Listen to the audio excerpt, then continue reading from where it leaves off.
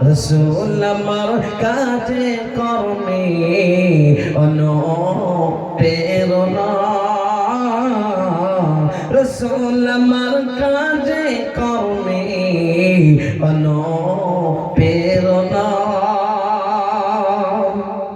দয়ার নবী তাইফে গেলেন দয়ার নবী তাইফে গেলেন কালেমা পড়ার দাওয়াত দিলেন আবু জিহুদীরা শুনিও মানল না রসুল আমার কাজে কর্মে অনুপ্রেরণা কালেমার যখন দাওয়াত দিলেন কি হয়েছিল আগামীকাল ঘটনা হবে তবে গজলের মাধ্যমে শুনুন কালেমা যখন দাওয়াত দিলেন তায়েববাসী পাথর মারলো কত বিখ্যাত নবীজি আমার প্রতিশোধ নিলেন না বলো সুবহানাল্লাহ কত বিখ্যাত নবীজি আমার প্রতিশোধ নিলেন না রসুল আমার কাজে কর্মে অনুপ্রেরণা রসুল আমার ভালোবাসা রসুল আমার আলোচনা রসুল আমার প্রেম বিরহের মূল আলোচনা আসসালামু আলাইকুম ওয়া রাহমাতুল্লাহি ওয়া বারাকাতুহু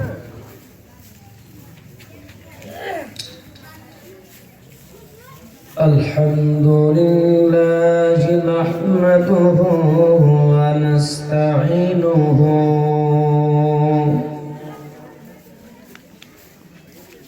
ওয়া নাস্তাগফিরুহু ওয়া নাউযু বিল্লাহি মিন শুরুরি আনফুসিনা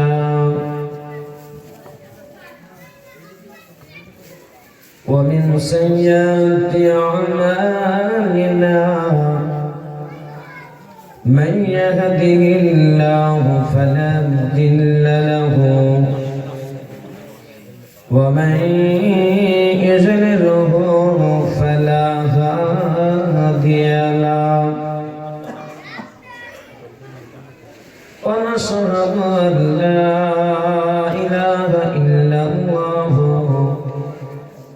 وحده لا شريك له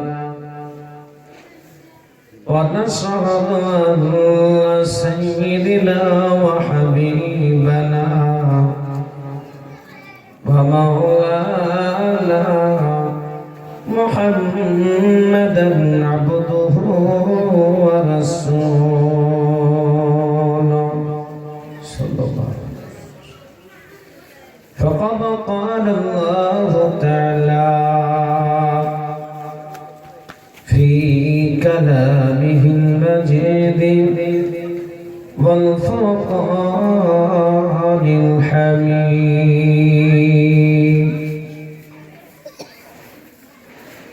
أعوذ بالله من الشيطان الرجيم وما أرسلناك إلا رحمة للعالمين وقال الله تعالى في كلامه المجيد والفرقان الحميد كل نفس ذائقة الموت وقال النبي صلى الله عليه وسلم من أحب سنتي عند فساد أمتي فله أجر مئة شهيد أو كما قال عليه الصلاة والسلام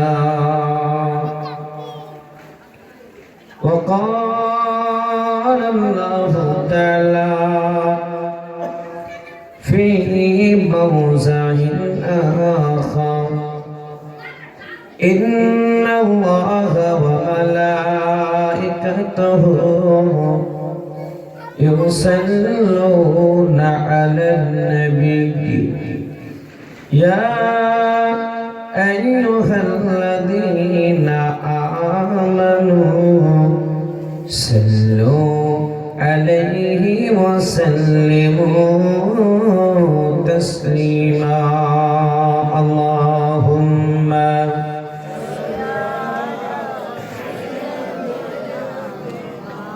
مولانا محمد وعلى آله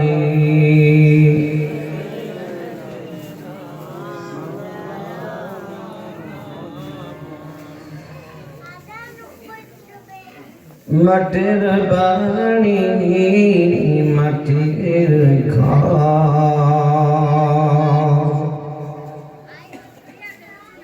মাটির বাড়ি মাটির ঘর মাটি হবে বিছানা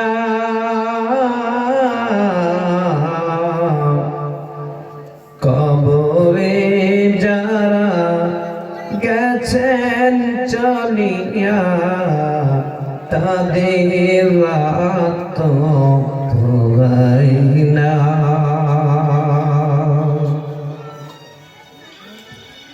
বাড়ি বাড়ি কর বান্দা এ বাড়ি তো তোমার না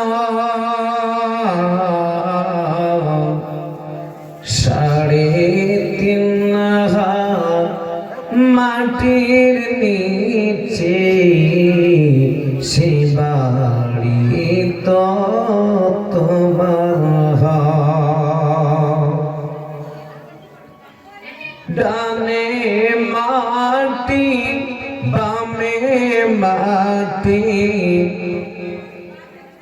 নিচে মাটি ওপরে বাঁশের ছাউনি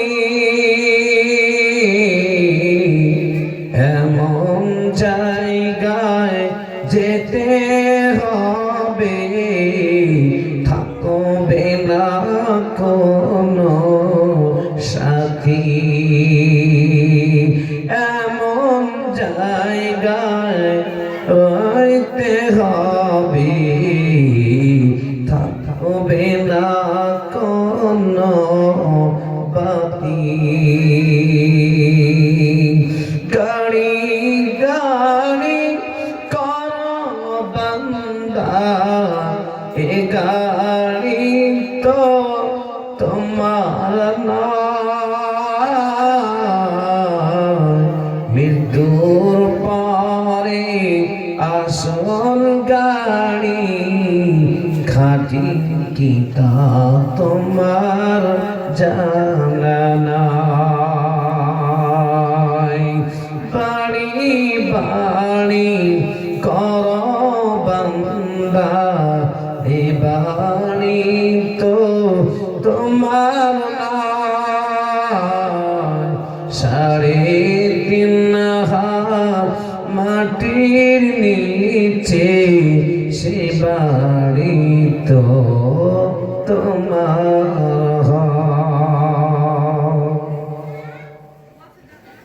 আলহামদুলিল্লাহ সমস্ত প্রশংসা গুণগান ও গুণকীর্তন আরাধনা অর্চনা বন্দনা সেই মহান রব্বুল আলামিনের জন্য যিনি আপনাকে আমাকে সকলকে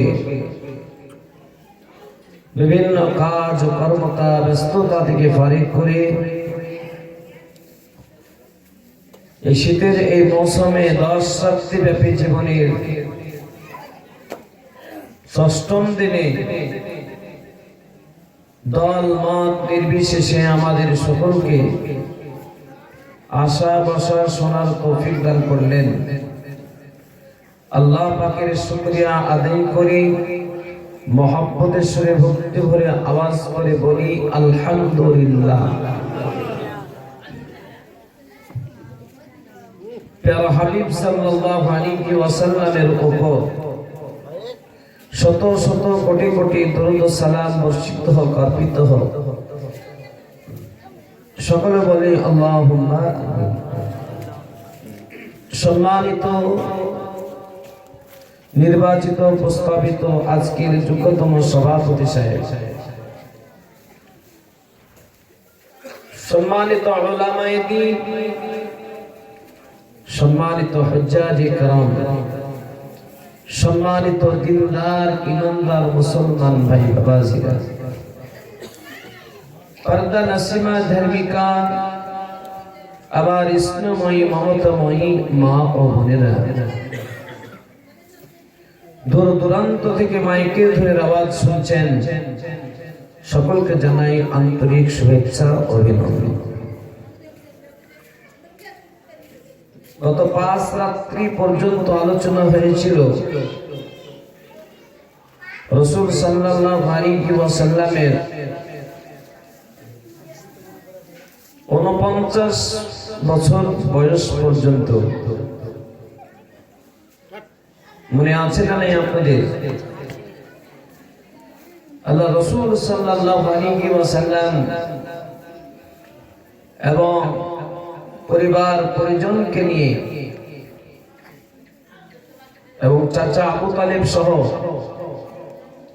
3 বছর কষ্টের মাধ্যমে জীবন যাপন করেছেন। গাছের পাতা, গাছের ছাল চিবিয়ে চিবিয়ে খেয়ে তিনারা জীবন যাপন করেছিলেন। আবু তালেব বৃদ্ধ হয়ে গেছিলেন, বয়স হয়েছে, আর এই সমস্ত গাছের পাতা ইত্যাদি ভক্ষণ করে তিনি আরো অসুস্থ হয়ে পড়েছেন। এই অসুস্থতা দেখতে আবু জাহেল, আবু সুফিয়ান, আবু লাহাব এদের তো শরম নেই। 3 বছর কষ্ট দিল আবু তালেব এবং আবু তালেবের পরিবার পরিজনকে, আর তারপর আবার দেখতে এসেছে আবু তালেব আপনি নাকি খুব অসুস্থ, তাই আপনাকে দেখতে এসেছি। বিভিন্ন কথা আলোচনার মাধ্যমে আবু তালেবকে এটাও জানিয়ে দিল, আবু তালেব আমরা জানি তুমি এখন পর্যন্ত কালেমা তুমি গ্রহণ করনি,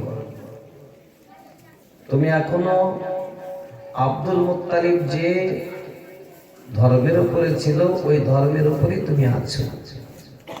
বলে কথা ঠিক আছে, আমি এখনো কালেমা গ্রহণ করিনি। বেঁকিয়ে পেঁচিয়ে আবু জেহেল, উতবা, সাইবা, আবু সুফিয়ান তারা দল একত্রিত হয়ে এই অসুস্থতার সময়তে শয়তানি মানে কান ফসি দিয়ে তারা চলে যাচ্ছে। আল্লাহ নবী সাল্লাল্লাহু আলাইহি ওয়াসাল্লাম তিনিও আছেন, কিন্তু চুপ করে আছেন।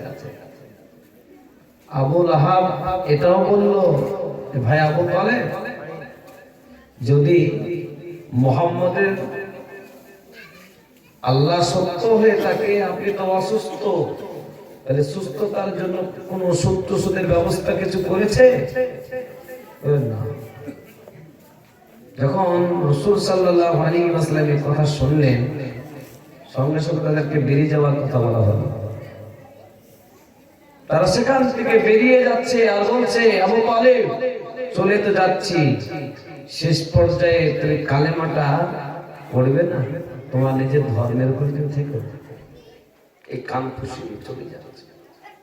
মৃত্যু একদিন প্রত্যেকের আসবে, শেষ ঘাটি আমাদের কবর একদিনে যেতেই হবে, হবে না? হবে না?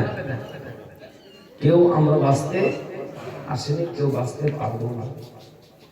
আস্তে আস্তে বয়স হচ্ছে, তারপরে চুল, পাকা চুল পাকতে শুরু করবে, কালো চুল পাকা হবে, দাড়ি মুছ পাকা হয়ে যাবে, শরীরের যে শক্তি কমে যাবে। তবে মওত মওতের স্বাদ প্রত্যেককে গ্রহণ করতে হবে। আল্লাহর নবী সাল্লাল্লাহু আলাইহি ওয়াসাল্লাম চাচা আবু তালেবকে বলেছিলেন, ও চাচা 10 বছর হয়ে গেল, 9 বছর হয়ে গেল, আল্লাহ পাক আমাকে একটা দায়িত্ব দিয়ে পাঠিয়েছেন, আল্লাহ পাক আমাকে নবুয়ত দিয়েছেন, নবী করে পাঠিয়েছেন। ও চাচা আপনি আমাকে অনেক সাহায্য সহযোগিতা করলেন। ও চাচা আপনি আমার দ্বীন ইসলামকে প্রচার করাতে আপনি অনেক সাহায্য সহযোগিতা করেছেন।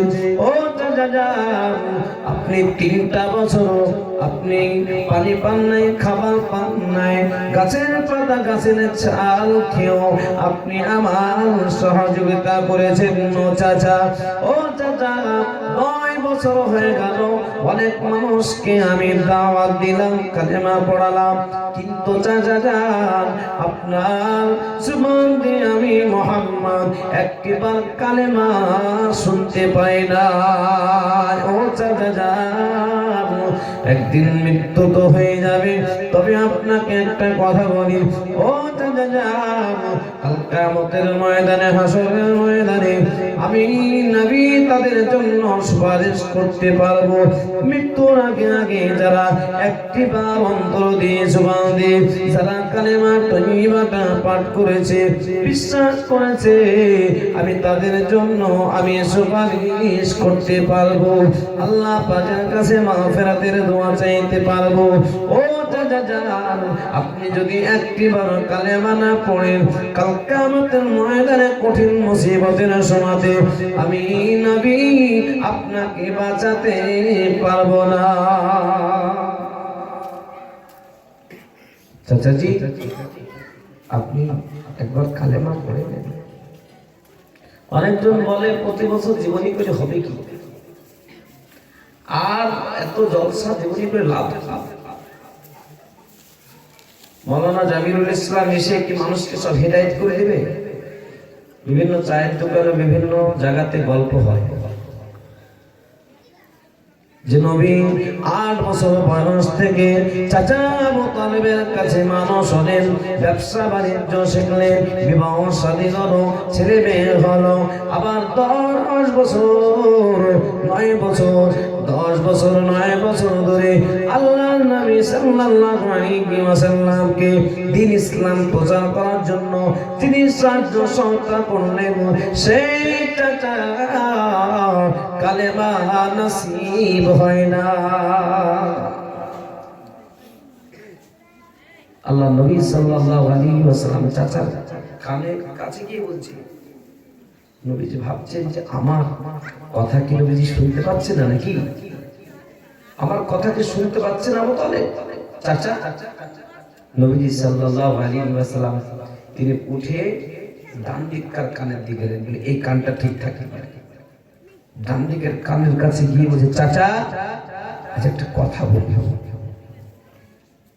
চাচা একটিবার কালেমা পড়ে নিন, একটিবার কালেমা পড়ে। কিন্তু বারবার বলছে আল্লাহ রাব্বুল আলামিন এই বারবার বলাটা পছন্দ করলেন না। আল্লাহ পাক কোরআন কারীমের আয়াত অবতীর্ণ করে দিলেন, এই জিবরাইল আমার হাবিবকে শুনিয়ে দাও, ইন্নাকা লা তাহদি মান আহবাবতা ওয়ালাকিন্নাল্লাহা ইয়াহদি মান ইয়াশা। আল্লাহ পাক যাকে ভালোবাসেন, যাকে মহব্বত করেন, আল্লাহ পাক যাকে চান সেই ব্যক্তি হেদায়েত পাবে। এ নবী আপনি যাকে চান, আপনি যাকে ভালোবাসেন, মনে করে আপনি যাকে হেদায়েত দিবেন, হেদায়েত পাবে না। একমাত্র আল্লাহ ছাড়া কাউকে কেউ হেদায়েত দিতে পারবে না। নবী নিজের চাচাকে হেদায়েত দিতে পারবে, তাহলে আপনি আমি তাবলীগ করে আর বক্তব্য দিয়ে হেদায়েত দেব কেমন করে? জি, তাহলে কি ভালো কথা বলা যাবে না? আর ভালো কথা কি শোনা যাবে না? আল্লাহ পাক জানিয়ে দিলেন, হাবিব শুধু আপনার বলা কাজ, হেদায়েতের মালিক আমি আল্লাহ, আপনি শুধু প্রচার দেবেন, আপনি শুধু বলবেন, আর হেদায়েত তো আমি আল্লাহ দিব। কে হেদায়েত পাবে কে পাবে না সেটা আমার কাছে, কিন্তু ভালো কথা শুনতে হবে এবং ভালো কথা বলতে যদি বলে হবে। এই জলসা জীবনে যদি না থাকতো না, আজকে আরো মানে মানুষ নিচু দরজায় পৌঁছে যেত। দু চারটা টুপিওয়ালা যা দেখতে পাচ্ছেন, নামাজ দেখতে পাচ্ছেন, এই কথাও শেষ হয়ে যেত। আল্লাহ কি জিনিস এটাও বুঝতো না, নবী কি জিনিস এটাও বুঝতো না। জীবনী জলসার মাধ্যমে, দাওয়াত ও তাবলীগের মেহনতে আল্লাহ সুবহানাহু ওয়া তাআলা এখনো দুনিয়াতে এখনো আল্লাহওয়ালা রেখেছেন, দিন বাকি আছে। যদি বলুন সুবহানাল্লাহ। যেদিন একটাও আল্লাহ বন্দাওয়ালা থাকবে না, গোটা পৃথিবীকে আল্লাহ তাআলা শেষ করে দেবেন। আর যতদিন আল্লাহ বন্দাওয়ালা এই পৃথিবীতে আছে, আল্লাহ সুবহানাহু ওয়া তাআলা এই পৃথিবীকে ধ্বংস করবেন না। বলুন সুবহানাল্লাহ। আল্লাহর নবী সাল্লাল্লাহু আলাইহি ওয়াসাল্লাম চাচা আবু তালেবকে বারবার বলে, চাচা আবু তালেব কালেমা পড়তে চাইল না। চাচা আবু তালেব কিছুই বলে না। চাচা আবু তালেব কালেমা না পড়ে চাচা আবু তালেবের মৃত্যু হয়ে গেল। চাচা আবু তালেব মৃত্যুবরণ করল। জি, কালেমা নসিব হল না, কালেমা নসিব হয় না আবু তালেবের। আল্লাহ নবী সাল্লাল্লাহু আলাইহি ওয়াসাল্লাম তিনি কাঁদতেছেন, ও আল্লাহ, আমার চাচা 8 বছর বয়স থেকে আমি চাচার কাছে মানুষ হলাম। আমি 40 বছর বয়সে নবুয়ত পাওয়ার পরে 9 বছর আমার চাচা দিন রাত্রি সর্বসময় আমাকে সাহায্য সহায়তা করেছে। ওই চাচার কালেমা নসিব হলো না, মৃত্যু হয়ে গেল। তবে আল্লাহ, আমার চাচা জানেন কি শাস্তি হতে পারে? আল্লাহ পাক জানিয়ে দিলেন, হে আমার হাবিব, তোমার চাচা যে সব থেকে জাহান্নামের সবচেয়ে কম দরজার জাহান্নামে তোমার চাচাকে রাখা হবে। আর জাহান্নামের আগুনের জুতা তোমার চাচার হাঁটু পর্যন্ত পরিয়ে দেওয়া হবে। জাহান্নামের গরম জুতো পরিয়ে দিবে আল্লাহ। জি, কালেমা না পড়া জাহান্নামের জুতা পরে দিবে আল্লাহ। আর জাহান্নামের জুতা যদি পরে থাকে তো উপরটা ঠিক থাকবে? জি, হান্ডির তলাতে আগুন দেওয়া হচ্ছে, শক্ত শক্ত চাউল দেওয়া হচ্ছে, গরম পানিতে ভাত হয়ে যাচ্ছে, ঠিক না? ঠিক ঠিক মগজ গলে গলে গলে গলে পড়বে। আল্লাহর নবী সাল্লাল্লাহু আলাইহি ওয়াসাল্লাম চাচা আবু তালেবের জন্য মর্মাহত। চাচা আবু তালেবের ইন্তেকালের পরে কাফের বেঈমানেরা তারা বিভিন্ন ভাবে হাসি তামাশা করতে লাগলো। মুহাম্মদের যে ছায়া হয়েছিল, যে সঙ্গী হয়েছিল, সর্বহালাতে সর্বসময় আবু তালেব মারা গেছে। মুহাম্মদকে এবার মুহাম্মদের উপরে জুলুম করা, মুহাম্মদের উপরে কষ্ট দেওয়া আমাদের জন্য সহজ হয়ে গেল, সহজ হয়ে গেল। আল্লাহ নবী সাল্লাল্লাহু আলাইহি ওয়াসাল্লামকে বিভিন্ন দিকে কাফের বেঈমানরা নবীকে মারবে, নবীকে কষ্ট দেবে। জি, কিন্তু আরো একজন যিনি যে আছেন, খাদিজাতুল কুবরা রাদিয়াল্লাহু তাআলা আনহা, নবীজির স্ত্রী, জি, যিনি হীরা পর্বতমালাতে, হীরা পাহাড়ে আল্লাহ নবী সাল্লাল্লাহু আলাইহি ওয়াসাল্লামকে খানা পানি দিয়ে আসতেন। যদি বলুন সুবহানাল্লাহ। নবীজি সাল্লাল্লাহু আলাইহি ওয়াসাল্লামের টেনশনকে দূর করতেন। কখনো নবীজি কষ্টের ভিতরে এমন কিছু নবীজিকে কথা বলতেন, নবীজি খুশি হয়ে যেতেন, অনেক টেনশন দূর হতো। আল্লাহ নবী সাল্লাল্লাহু আলাইহি ওয়াসাল্লামের স্ত্রী খাদিজা রাদিয়াল্লাহু তাআলা আনহা তিনি সমস্ত অর্থ সম্পদকে নবী সাল্লাল্লাহু আলাইহি ওয়াসাল্লামকে দিয়ে দিয়েছিলেন। মক্কার অবস্থা খুব খারাপ ছিল। আল্লাহ নবী সাল্লাল্লাহু আলাইহি ওয়াসাল্লাম তিনি গরিব মাসাকিন এতিমদেরকে ভোকাদেরকে আল্লাহ নবী সাল্লাল্লাহু আলাইহি ওয়াসাল্লাম তিনি খানা পানি দিতেন, তিনি সাহায্য করতেন। আল্লাহ নবী সাল্লাল্লাহু আলাইহি ওয়াসাল্লাম খাদিজা রাদিয়াল্লাহু তাআলা আনহাকে একদিন ডেকে বলছে, খাদিজা, এই দুনিয়া আজকে আছে কালকে নেই, একদিন কবরে চলে যেতে হবে খাদিজা। আল্লাহ পাক বলেন, কুল্লু নাফসিন যায়িকাতুল মাউত, প্রতিটা নফসকে একদিন না একদিন মৃত্যু স্বাদ গ্রহণ করতে হবে। চাই সে মাস্টার হোক না কেন, ডাক্তার হোক না কেন, চাই সে ইমাম সাহেব হোক না কেন, মুফাসসির হোক না কেন, ভ্যান চালক হোক না কেন, যে যেমন হোক না কেন, একদিন মৃত্যু স্বাদ গ্রহণ করতে হবে। মৃত্যু থেকে আমরা কেউ বাঁচতে পারবো না। বলেছিলাম না, কাচের ঘর বানিয়ে দিন আর তার ভিতরে একটা পিঁপড়া ঢোকারও জায়গা নেই, কিন্তু আজরাইল ফেরেশতা ওই জায়গায় ঢুকতে পারবে না? পারবে না? যদি বলে কোন জায়গাতে শ্রম নেই, কিন্তু আজরাইল ফেরেশতাকে আল্লাহ এত শক্তি দিয়েছে তার ভিতরে ঢুকে যাবে। জি, আল্লাহ নবী সাল্লাল্লাহু আলাইহি ওয়াসাল্লাম খাদিজা রাদিয়াল্লাহু তাআলাকে বলেছিলেন, এ খাদিজা, একদিন মৃত্যুবরণ করতে হবে, একদিন মৃত্যু হবে। এ খাদিজা, কবরের আযাবকে ভয় করো, কবরকে ভয় করো, ভালো আমল করিও। কবর একাকী থাকে, নিরালা নিস্তব্ধ জায়গা, ডানে মাটি, বামে মাটি, নিচে মাটি, উপরে বাঁশের ছাউনি, তারপরে খড় বা খেজুর পাতা দিয়ে মানুষ মাটি দিয়ে চলে আসবে। জি, ওই ঘরে প্রত্যেককে যেতে হবে। কত পিঁপড়া কিলবিল কিলবিল করছে, কত কিড়া মাকড়া সেখানে, কত বাপ দাদা চলে গেল, মা চলে গেল, কতজনকে ঘাড়ে করে রেখে চলে আসলাম। জি, কতজনের জানাজা পড়লাম, জানাজা পড়ালাম, কিন্তু আমাদের মওতকে ভয় নেই।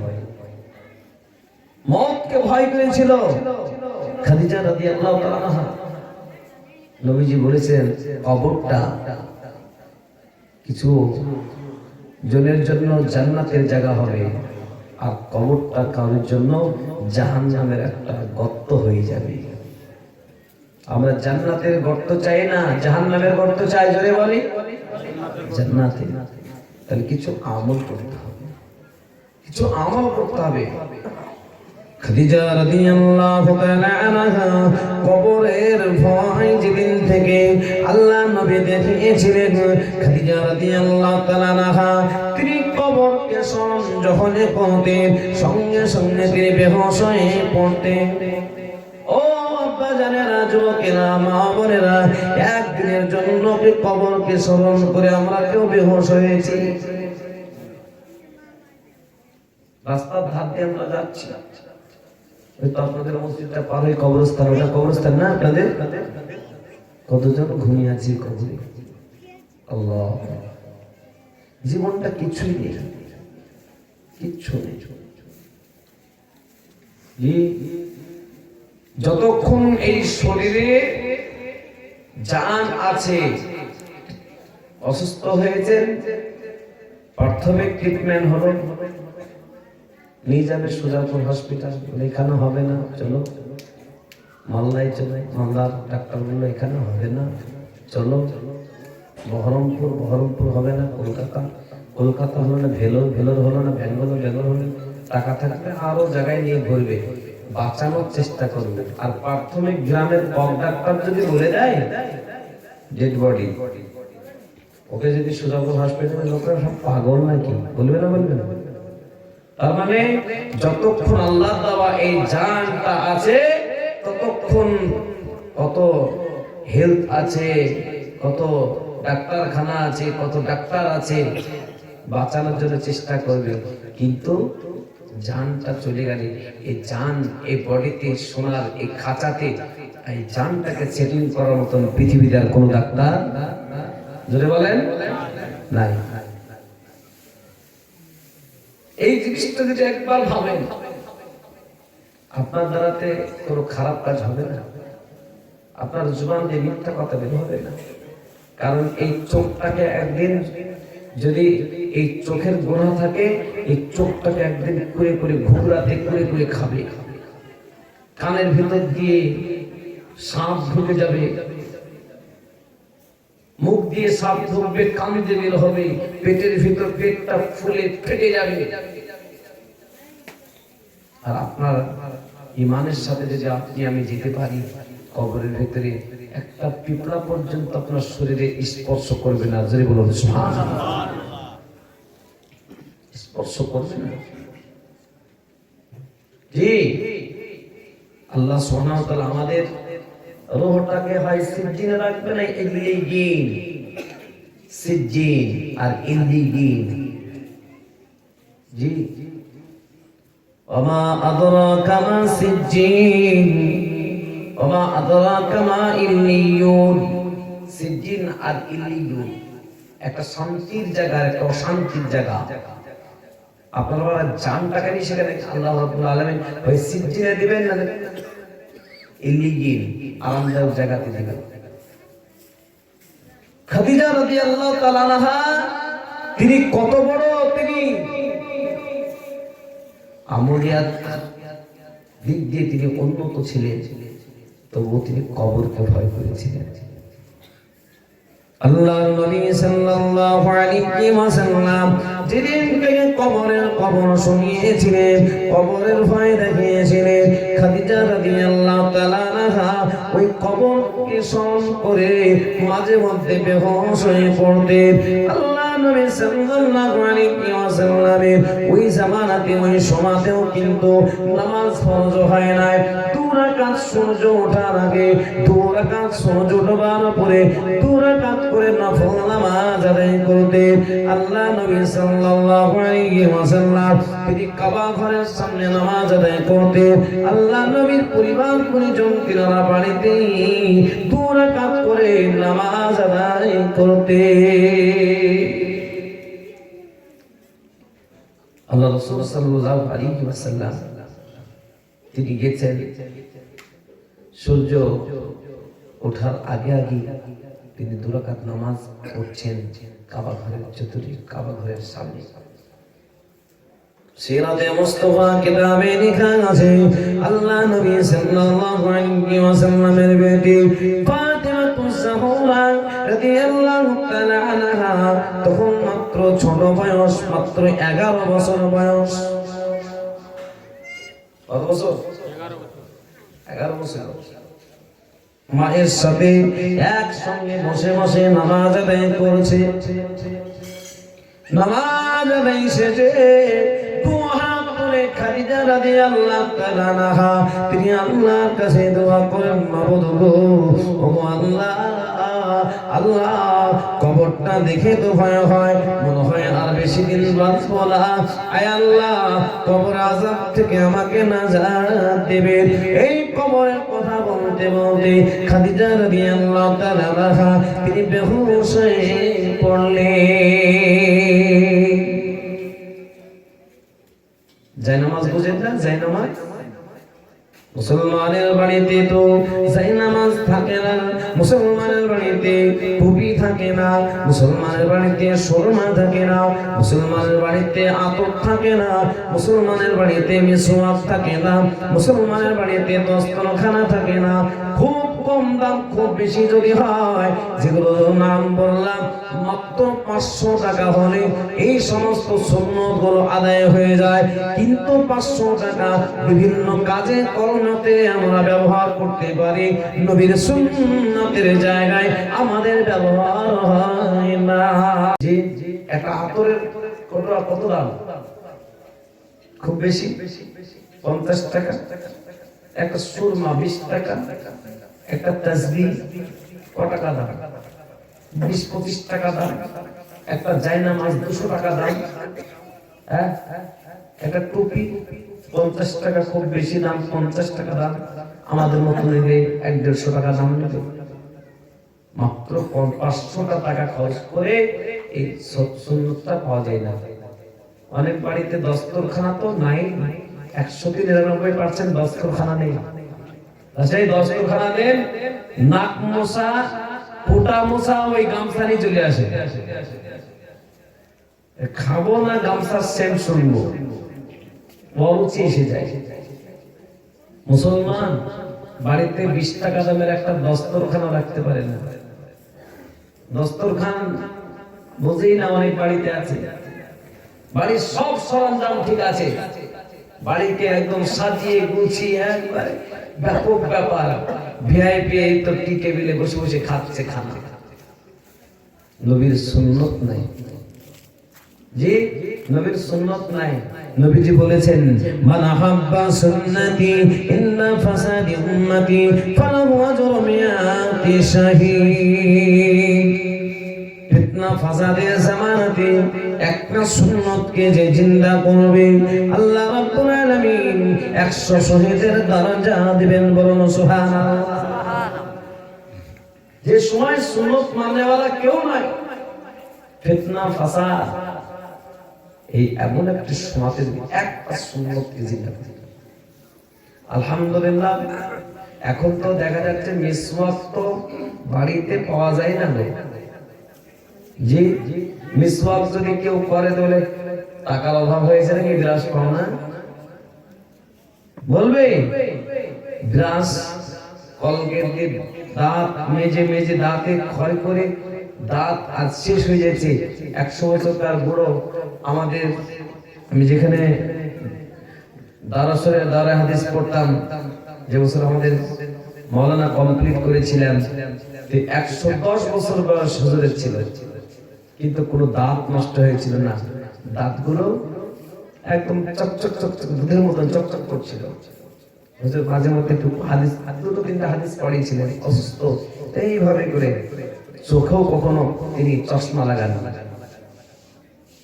জি, বাচ্চা ছেলের মতন মৃত্যু হয়ে গেল, বাচ্চা ছেলের মতন তার চেহারা দেখা যাচ্ছে। জি, কেন? সুন্নতের উপরে আমল ছিল। 80 বছর বয়সেও তিনি আগ লাগিয়েছেন। তিনি মাঠে কাজ করতেন। মাঠে কাজ করাটা খারাপ জিনিস নয়, খুব ভালো জিনিস। কিন্তু আজ আমরা যাই হোক ব্যবসা করবো, এই করবো, সে করবো, মাঠে কোনো কাজ আমরা করতে চাই না। সবাই মনে করছে যে সবাই চাকরি পেয়ে যাক, সবাই ব্যবসা করুক, চাষ কাজ কেউ করতে চাই না। ও আমার ভাইরা, সুন্নতের উপরে আমরা আমল করবো, জোরে বলেন ইনশাআল্লাহ। পকেটে একটা চিরুনি রাখাটা হলো সুন্নাত। কি মহাশয়, পকেটে একটা চিরুনি রাখাটা সুন্নাত। জি, নবীজি সাল্লাল্লাহু আলাইহি ওয়াসাল্লাম চিরুনি কাঙ্গি করতেন, কখনো দাড়িটাকে সেভ করতেন। আর নবীজি সাল্লাল্লাহু আলাইহি ওয়াসাল্লাম মাঝখান থেকে সিটি পারতেন। জি, কি সুন্দর লাগতো নবীকে। নবীজি সাল্লাল্লাহু আলাইহি ওয়াসাল্লামের চুল থাকতো 3 ধরনের। আমাদের মতন স্টাইল মার্কা চুল নয়, চতুর্দিকে সমান। এখন যতই আপনি এই লাউয়া, নাকি লাউয়া বলে তো, আমাদের দেশে নাপিত বলে, আর লাউয়াকে যতই বল না কেন, এই চুলটাকে চতুর্দিকে একই সমান করো না কেন, ওই স্টাইল কেটে কেটে না অভ্যাস হয়ে গেছে। নবীজি বলেন, একটা সুন্নতকে তুমি জিন্দা করো, একটা সুন্নতকে তুমি জিন্দা যদি করতে পারো, আল্লাহ সুবহানাহু ওয়া তাআলা 100 শহীদের দরজা দেবেন। জোরে বলুন সুবহানাল্লাহ। আল্লাহর নবী সাল্লাল্লাহু আলাইহি ওয়াসাল্লামের বাড়িতে অন্য কোন সামান থাকুক বা না থাকুক, নবী পাক সাল্লাল্লাহু আলাইহি ওয়াসাল্লামের বাড়িতে খেজুর পাতার জায়নামাজ পাওয়া যেত। আজকে হাজার হাজার মা বোনদের শাড়ি পাওয়া যায়, মা বোনদের কাপড়ের কোনো অভাব নাই, সমস্ত কিছু ভরে গেছে, আপনার ড্রেসিং টেবিলে ভরে গেছে, আলনাতে সুকেশে সব ভরে গেছে, কিন্তু জায়নামাজ খুঁজে পাওয়া যায় না। বাবুল গ্রামের সবাই জায়নামাজ কিনেছে, কি বলেন? বাবুল গ্রামের লোক সব জায়নামাজ কিনেছেন, কিন্তু এই অনেক জায়গাতে দেখা যায় একটু নামাজ পড়তে একটু বাকি আছে গো, ফরজ পড়ি চলে এসেছি, ভিতরে নামাজটা পড়ে নিয়ে আসো। আল্লাহু আকবার, শুধু নিয়ে আসো বলেছি, 15 মিনিট হয়ে যায়, ও আনতে গেছে, আনে না। 15 মিনিট নিয়ে আসে, তাদের বল শুরু হবে, তাতে নিয়ে আসে।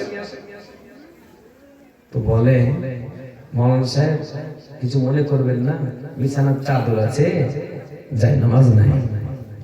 তোমার বিছানার চাদরে আমি নামাজ পড়বো না। মাঝে মধ্যে ওই মক্কা রোমাল গুলো একটু নিয়ে যাই, নামাজ করতে পিড়ে দিয়ে নামাজ পড়ে তাকে শিক্ষা দিলাম। বাড়িতে খরচ কত বলে, মোটামুটি 25-30 লাখ খরচ হয়েছে।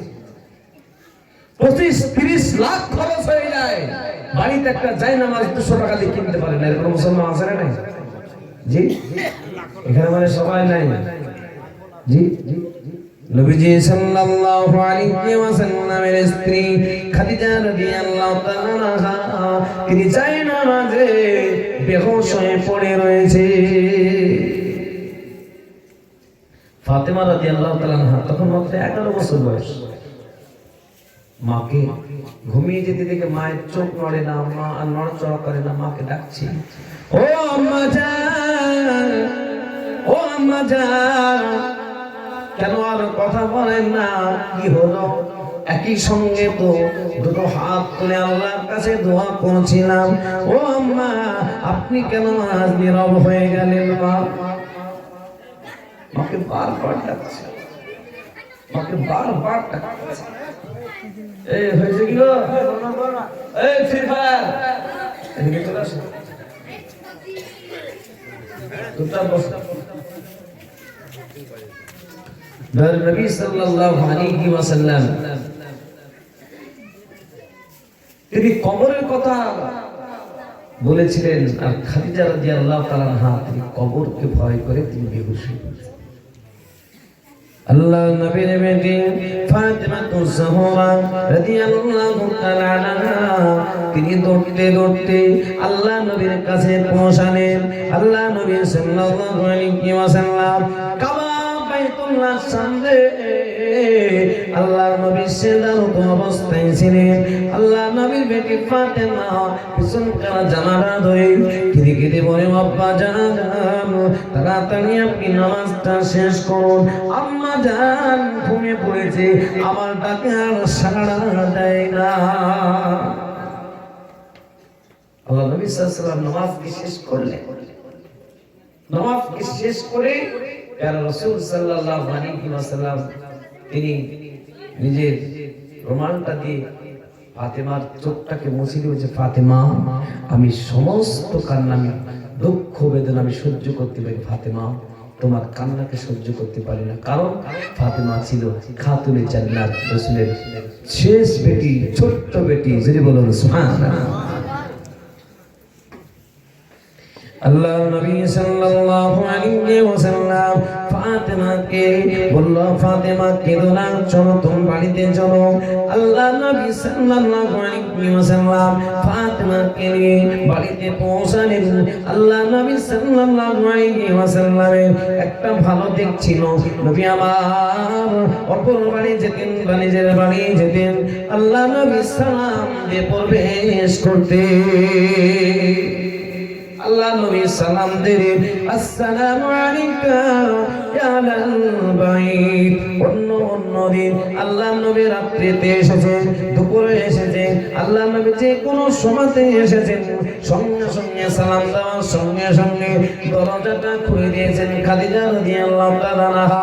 কিন্তু আজ দরজা খুলে না আল্লাহর নবী সাল্লাল্লাহু আলাইহি সাল্লাম দ্বিতীয়বার সালাম দিলেন আসসালামু আলাইকা ইয়া আহলাল বাইত কিন্তু সালামের উত্তর আসে না আল্লাহর নবী দ্বিতীয়বার সালাম দিলেন আসসালামু আলাইকা ইয়া আহলাল বাইত দ্বিতীয়বার কোনো সালামের উত্তর আসে না এই মুসলমান আমরাও বাড়িতে প্রবেশ করি আমরা মুসলমান আল্লাহ নবী সাল্লাল্লাহু আলাইহি ওয়াসাল্লাম বলেছেন আসসালামু ক্বাবলাল কালাম তোমরা কথাবার্তা পূর্বে তোমরা সালাম করো তোমরা নিজেদের ভিতরে সালামের প্রচলন করো আল্লাহ নবী সাল্লাল্লাহু আলাইহি সাল্লাম বলেন আফসুস সালাম বাইনাকুম নিজেদের ভিতরে সালামের প্রচলন ঘটাও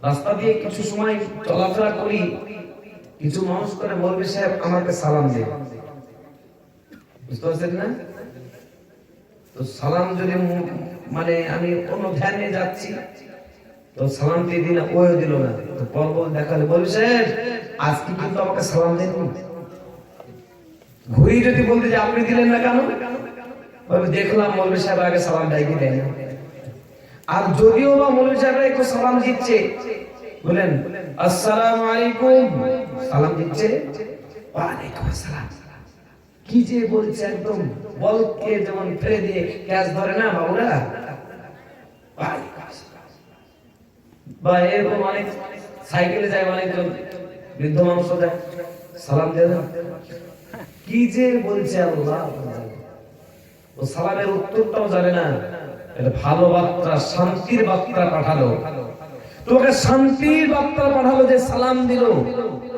সালাম দেওয়া সুন্নাত সালামের উত্তর দেওয়াটা জোরে বলেন ওয়াজিব কিন্তু সালামের উত্তর অনেকজন দেয় না সালাম একে অপরের ভিতরে দিলে ধরেন একে করে ঝগড়া হয়েছে আর কিছু হয়েছে মাঝে মাঝে সালাম দিয়ে দেন মিল মহব্বত তৈরি হয়ে যাবে আল্লাহর পক্ষ থেকে বলুন সুবহানাল্লাহ কিন্তু সালামের প্রচলন बेटा बाप के सलाम देवे बेटी बाप के सलाम देवे माँ बेटी के सलाम देवे बेटी माँ के सलाम देवे स्त्री स्त्री स्वामी के सलाम देवे स्वामी स्त्री के सलाम देवे किंतु आज सालामेर प्रचलनटा অনেক কমে গেছে জীবনে শুনলে হবে না জীবনটা বুঝেন একটু বুঝেন ভালো করে আমার 2.5 বছর পার হলো আমার ছেলের जुनायद अहमद नाम तो ड्राइवर ও একবার হরেন বাজারে যে কাপড় চলে এসেছে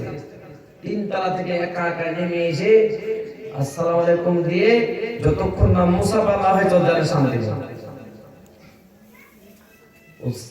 মুসাফা করবে মুসাফা করা শিখে গেছে এবং যখন কেউ নাড়া দিল দরজাতে আসসালামু আলাইকুম থেকে দিয়ে আসসালামু আলাইকুম কেন তাকে শিক্ষা ওইভাবে দেয়া হচ্ছে শিখে গিয়েছে মাঝে মাঝে মাগরিবের সময়তে বাইনা ধরতে যাব আর যখন জোহরের সময় পাশে দাঁড়িয়ে গিয়ে 2 রাকাত নামাজ পড়ে দিল সুন্দর রুকু করছে সিজদা করছে মাঝে মধ্যে বাবা মা নামাজ পড়ে পাশে করে দিয়ে নামাজ পড়াবে তবেই তো বাচ্চা নামাজ পড়বে কিন্তু বাবাই তো পড়ে না মাই তো পড়ে না জি তাহলে ছেলে কেমন করে শিখবে যদিও বাই চান্স ইংলিশ মিডিয়াম থেকে সে মাকে সালাম দিতে মা হাসতে বলছে বেটা সালাম দিতে আমাকে সালামের উত্তর দিতে পারে না আল্লাহু আকবার স্ত্রীকে মনে করুন কোন পুরুষ এই জলসা শুনে যাওয়ার পর স্ত্রীকে সালাম দেবে কিনা স্ত্রী আগে হাসবে কোনদিন সালাম দাও আজকে সালাম দিছো লজ্জা করবে মুখ ঢাকবে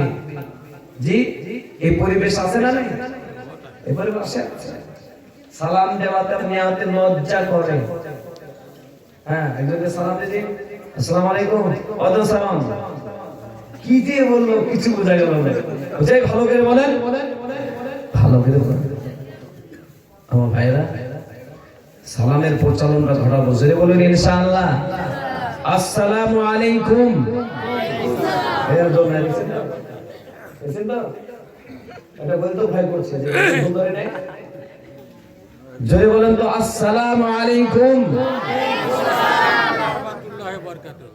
একটা বাড়ি বলতে হবে না কেউ যদি বলে আসসালামু আলাইকুম, তার উত্তর হবে ওয়া আলাইকুম আসসালাম ওয়া রাহমাতুল্লাহ। কেউ যদি বলে আসসালামু আলাইকুম ওয়া রাহমাতুল্লাহ, আপনাকে উত্তর দিতে হবে ওয়া আলাইকুম আসসালাম ওয়া রাহমাতুল্লাহি ওয়া বারাকাতুহু ওয়া মাগফিরাতুহু। কেউ যদি বলে আসসালামু আলাইকুম ওয়া রাহমাতুল্লাহ ওয়া বারাকাতুহু ওয়া মাগফিরাতুহু, উত্তরটা দিতে হবে ওয়া আলাইকুম আসসালাম ওয়া রাহমাতুল্লাহি ওয়া বারাকাতুহু ওয়া মাগফিরাতুহু ওয়া জান্নাতুহু। একের পর এক আগাতে হবে তো, কিন্তু জানে না তো। জি, এগুলো যখনই শিক্ষা দেওয়া হয় বা বলা হয় কিনা, তো ঘুম লেগেছে, বলে ভালো লাগছে না, এগুলো বলেন না। জি, জীবনের ভেতরে এগুলো ইম্পর্টেন্ট। আমার হুজুর বলেছিলেন, বাবু এই জিনিসগুলো বেশি বেশি আলোচনা করবে, নিজেদের ভিতরে মহব্বত তৈরি হবে। জি, এই জিনিসটা যারা আরো মানে পীর সাহেব যারা মানে তাদেরকে আমরা সব থেকে লিখেছি।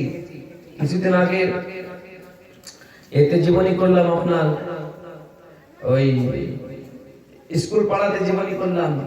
তো যতগুলো মানুষ আলহামদুলিল্লাহ করতে এসেছিল, জীবনী শুনতে এসেছিল, প্রত্যেকের সঙ্গে মাশাআল্লাহ সালাম এবং মুসাফা হয়েছে।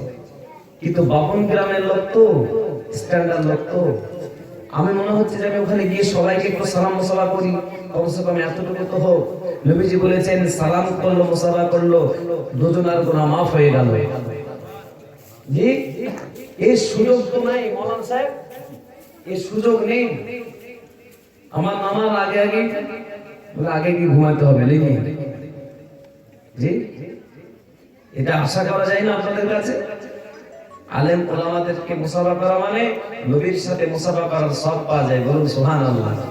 কারণ নবীতে বলেছে আল উলামা ওয়ারাসাতুল আম্বিয়া, নবীদের ওয়ারিস হলো ওলামারা। আজকে আমাদের মহব্বত জন্মায় না, ইচ্ছা করে না একটু আলেমদের সঙ্গে একটু হাত মিলাই। হাতটা নষ্ট হয়ে যাবে না, হাতটা দামি হয়ে যাবে। জোরে বলেন। মাঝে মধ্যে ইমাম সাহেবদের সালাম দেবেন, মুসাফা করবেন, মুআনাকা করবেন, মাঝে মধ্যে বুকে বুক লাগিয়ে। জি, আল্লাহ হেফাজত করবে। আল্লাহর নবী সাল্লাল্লাহু আলাইহি ওয়াসাল্লাম সাহাবাদের বলেছিলেন, এ আমার সাথীরা, তোমরা অপরের বাড়িতে যখন প্রবেশ করবে, একবার সালাম দিলে উত্তর আসলো না, দ্বিতীয়বার সালাম দাও উত্তর আসলো না, তৃতীয়বার সালাম দাও উত্তর আসলো না, ফিরিয়ে যাও, ওই বাড়িতে প্রবেশ করবে না। যদি নিজের বাড়ি হয়, একবার সালাম দিলে, দ্বিতীয়বার সালাম দিলে, তৃতীয়বার সালাম দিলে উত্তর আসলো না, নিজের বাড়ি এবার তুমি প্রবেশ করো। কিন্তু অপরের বাড়ি প্রবেশ করা যাবে না।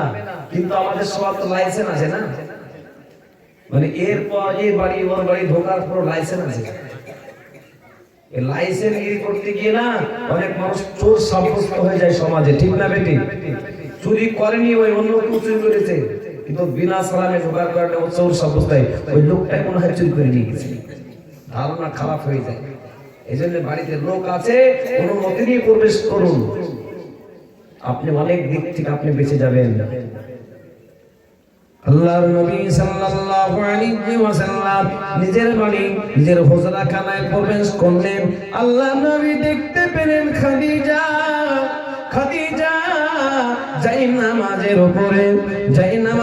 উপরে যেন মৃত্যু ব্যক্তি ঘুমিয়ে থাকে, মৃত্যু ব্যক্তির লাশ পড়ে থাকে, এমন ভাবে খাদিজা জায়নামাজের উপরে ঘুমিয়ে আছে। আল্লাহর নবী সাল্লাল্লাহু আলাইহি ওয়াসাল্লাম তিনি খাদিজা রাদিয়াল্লাহু তাআলার মাথার কাছে বসে গেলেন। আল্লাহর নবী খাদিজার মাথাটাকে নবীজি ওর উপরে নিলেন। আল্লাহর নবী ডাকছেন, খাদিজা, ও খাদিজা, আদরে ডাক দিয়ে বলছে, খাদিজা, ও খাদিজা। কোন উত্তর আসে না।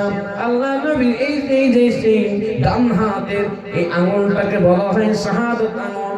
এই আঙ্গুলটাকে আল্লাহর নবী খাদিজা চোখের পাতাগুলো আস্তে আস্তে নড়া দিলেন। কিছুক্ষণ পরে আল্লাহ নবী সাল্লাল্লাহু আলাইহি ওয়াসাল্লামের সামনে খাদিজা উঠে বসলেন। আল্লাহ নবী বললেন, ও খাদিজা, 25টা বছরের বিবাহ হয়ে গেল, কোনদিন তোমাকে ঘুমাতে দেখি নাই, তোমাকে আরাম করতে দেখি না। এ খাদিজা, আজকে কি দুঃখ পেয়েছো, কষ্ট পেয়েছো, তুমি ঘুমিয়ে পড়েছো? খাদিজা কি হয়েছে? জি, আল্লাহ রাসূল সাল্লাল্লাহু আলাইহি ওয়াসাল্লামের বয়স যখন কত বছর বলেন? 25 বছর। খাদিজা রাদিয়াল্লাহু তাআলার বয়স 40 বছর, তখন বিবাহ হয়েছিল। আল্লাহ রাসূল সাল্লাল্লাহু আলাইহি ওয়াসাল্লামের বয়স যখন 50 বছর, আর খাদিজা রাদিয়াল্লাহু তাআলার বয়স 65 বছর। জি, কোনদিন 25 বছরের জীবন মাঝখানে 25 বছরের জীবন অতিবাহিত করতে গিয়ে রাসূল সাল্লাল্লাহু আলাইহি ওয়াসাল্লাম বলছেন, আমি কখনো খাদিজাকে এইভাবে আরাম করতে দেখিনি। যখনই এসেছি বাড়িতে দরজা খুলে দিয়েছি। আজকে তো আমার মা বোনরা এরকম আছে, বলতে বলা যায় এক গ্লাস পানি আনো তো, কতটুকু বাহাই কি নাও না। আল্লাহ রাসূল সাল্লাল্লাহু আলাইহি ওয়াসাল্লাম যখন বাইরে থেকে আসতেন, বাড়ির বাইরে থেকে আসতেন, নবীজি সাল্লাল্লাহু আলাইহি ওয়াসাল্লামের প্রয়োজনের সমস্ত কিছু স্ত্রী খাদিজা রাদিয়াল্লাহু তাআলা তিনি আগে দিতেন। যদি বলেন সুবহানাল্লাহ। ওর প্রয়োজন খেদমত, কিন্তু আজকে আমরা সেই খেদমত দেখাতে পারি না। আল্লাহ নবী সাল্লাল্লাহু আলাইহি ওয়াসাল্লাম জানিয়ে দিয়েছেন, স্বামী কত বড় আজকে নিয়ামতের মা বোনদের জন্য। ও মায়েরা, আল্লাহ পাক যদি পৃথিবীতে আল্লাহকে ছাড়া অন্য কাউকে সেজদা করার হুকুম করতেন, তবে মহিলাদেরকে হুকুম করতেন, মহিলারা তোমরা তোমাদের স্বামীর পায়ের নিচে সেজদা করো। জি, দরগাতে গিয়ে সেজদা করতে পারে, দরগাতে কখন ঠুকবে তাও ভালো, স্বামীকে গাল দিয়ে যাবে, স্বামীকে মারবে, ধরবে। জি, তোমার স্বামী খুশি তো আল্লাহ খুশি। আল্লাহ যদি অন্য কাউকে আল্লাহকে ছাড়া কাউকে যদি সিজদা করার হুকুম দিতেন, স্বামীদেরকে সিজদা করার হুকুম করতেন, মহিলারা তোমরা স্বামীকে সিজদা করো না। আল্লাহর নবী সাল্লাল্লাহু আলাইহি ওয়াসাল্লাম খাদিজা রাদিয়াল্লাহু তাআলা আনহাকে জিজ্ঞাসা করেছিলেন, ও খাদিজা, আজকে তোমার এই অবস্থা কেন? বলো। খাদিজা রাদিয়াল্লাহু তাআলা বলেন, ইয়া রাসূলুল্লাহ, হাবিবাল্লাহ, আমি মনে হয় আর বেশি দিন বাঁচব না। তাই কবরকে যখনই আমি স্মরণ করেছি, কবরের যখন স্মরণ হচ্ছে, সঙ্গে সঙ্গে আমার জ্ঞান হারিয়ে যাচ্ছে, আমি বেহুঁশ হয়ে পড়ছি, কিছুই বুঝতে পারি না। আল্লাহ নবী বললেন, এ খাদিজা, ভালো আমল করো, ভালো আমলে তোমার কবরটা জান্নাতের টুকরা হয়ে যাবে। ভালো আমল তো গোটা বিশ্বের মহিলাদের ভেতরে সর্বপ্রথম যিনি কালেমা গ্রহণ করেছিলেন, কালেমা পড়েছিলেন, তিনার নামই তো খাদিজাতুল কুবরা রাদিয়াল্লাহু তাআলা আনহা। বলবেন না সুবহানাল্লাহ? মহিলাদের ভিতরে সর্বপ্রথম ঈমান এনেছিলেন কে? চিল্লাই বলেন কে? খাদিজা রাদিয়াল্লাহু তাআলা। রাসূল সাল্লাল্লাহু আলাইহি ওয়াসাল্লাম খাদিজা রাদিয়াল্লাহু তাআলা জীবিত থাকাকালীন আর অন্য কোনো বিবাহ করেন নাই। খাদিজা রাদিয়াল্লাহু তাআলা আনহা কখনো তিনি রান্না করতেন, রাসূল চলে এসেছেন, আল্লাহ রাসূল সাল্লাল্লাহু আলাইহি ওয়াসাল্লাম সহযোগিতা করতেন, আল্লাহ রাসূল সাল্লাল্লাহু আলাইহি ওয়াসাল্লাম সুনাম করতেন। আমার ভাইরা কেউ এমন আছে স্ত্রীর সুনাম করতে জানে না। মাঝে মাঝে বলবেন যদি তরকারি খারাপ হয়েছে কিনা, তো মাঝে মাঝে বলবেন বাহ দারুণ তরকারি হয়েছে, দেখবেন তরকারি ভালো করবে। আর যদি প্রতিদিন এসে বলে তরকারি ভালো নেই না, রেগে গিয়ে তরকারি আরো খারাপ করবে। জামা কাপড় পরিষ্কার করে কিনা, তো বলবেন যে বাহ ধোবার বাড়িও পারবে না, এমন সুন্দর পরিষ্কার করেছে, তো ভালো করে পরিষ্কার করবে। আর যদি বলেন যে না ভালো করতে পারোনি, কালি মেখে এমনি ধুয়ে রেখে দিবে। জি, মহিলারা খুব সুনাম পছন্দ করে, ওদের নাম নেবেন খুব, দেখবেন ওরা নাম খুব পছন্দ করে, বুঝতে পারছেন না? আর দামি দামি জিনিস পরাবেন, দেখবেন খুশি থাকবে। আজকে আমল করবেন, দেখবেন আল্লাহ সুবহানাহু ওয়া তাআলা স্বামী স্ত্রীর ভিতরে কোনো দ্বন্দ্ব থাকলে আল্লাহ পাক দ্বন্দ্বকে মিটিয়ে দিবে। এই তো মহব্বত হওয়া দরকার। রাসূল সাল্লাল্লাহু আলাইহি ওয়াসাল্লামের 25 বছরের জীবনে খাদিজার সাথে কোনোদিন কোনো কথা কাটাকাটি হয় নাই। জোরে বলবেন না সুবহানাল্লাহ। আর আমাদের তো মাসে মাসে নাকি হ্যাঁ নয় মজার মতো আমি দেখি নাই স্বামী স্ত্রী ঝগড়া গো। প্রায় এই তালাক তোলাক ইত্যাদি এই ঝামেলা হলো, একটা তাবিজ দেন এদের সেদের ডেলি। আমার স্বামী দেখতে পারেন আমাকে, ও বলছে আমার স্ত্রী আমাকে দেখতে পারে না, কথা শোনে না। ডেলি কে ডেলি আলতা ফে আসতেই আছিল। আল্লাহু আকবার। নবী পাক সাল্লাল্লাহু আলাইহি ওয়াসাল্লামের চরিত্র যদি আমাদের ভিতরে থাকতো, স্বামী স্ত্রীর ভিতরে কখনো যদি বলেন কখনো ঝগড়া হতো না। এই তো আমরা ঝগড়া ইচ্ছাকৃত বলি, কাজ নাই কাম নাই স্বামী স্ত্রী ঝগড়া করি। জি ঝগড়া করবো না, বলুন ইনশাআল্লাহ। ইনশাআল্লাহ আওয়াজ কম দিতে বসেন। হ্যাঁ ঝগড়ার প্রয়োজন করেছেন না, স্পার্ট হয়ে আছে একদম। মা বোনরা তো বুঝতে একটু পেলে হলো, স্বামীকে ধুয়ে দিবে একদম। জি খাদিজা রাদিয়াল্লাহু তাআলা আনহার মত সবক নিন। জীবনে শুনলে হবে না, জীবনকে গড়তে হবে, কিছু শিখতে হবে। রাসূল সাল্লাল্লাহু আলাইহি ওয়াসাল্লামের আদর্শই আদর্শিত হতে হবে।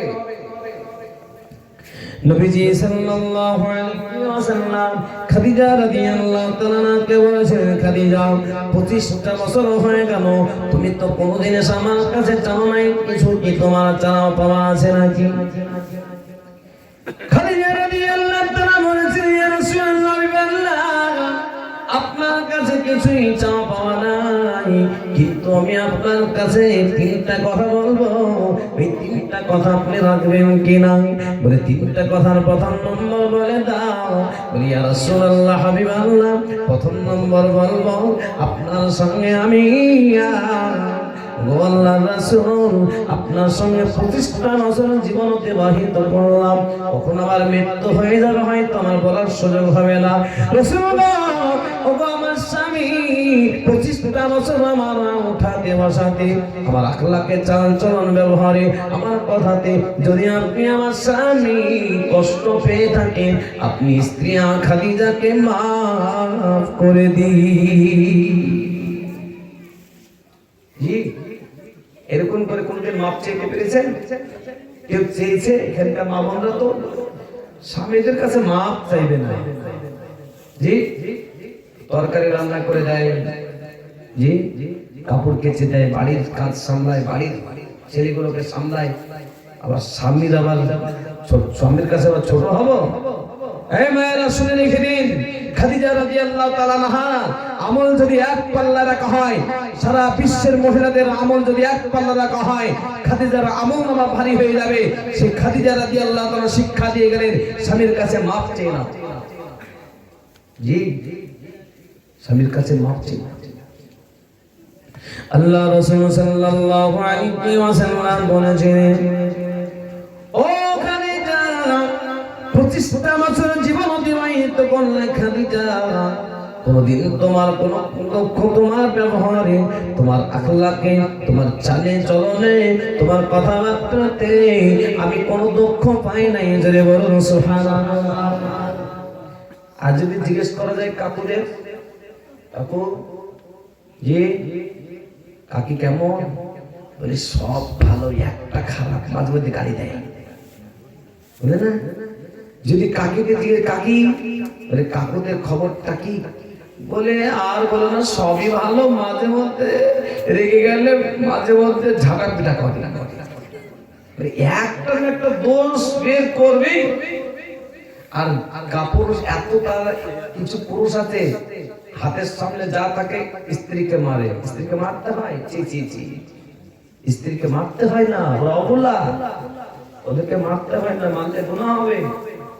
ওদেরকে ভালোবাসার সাথে যতটা বুঝিয়ে কাজ করবেন, ওই বুঝিয়ে ততটা কাজ ভালো হবে।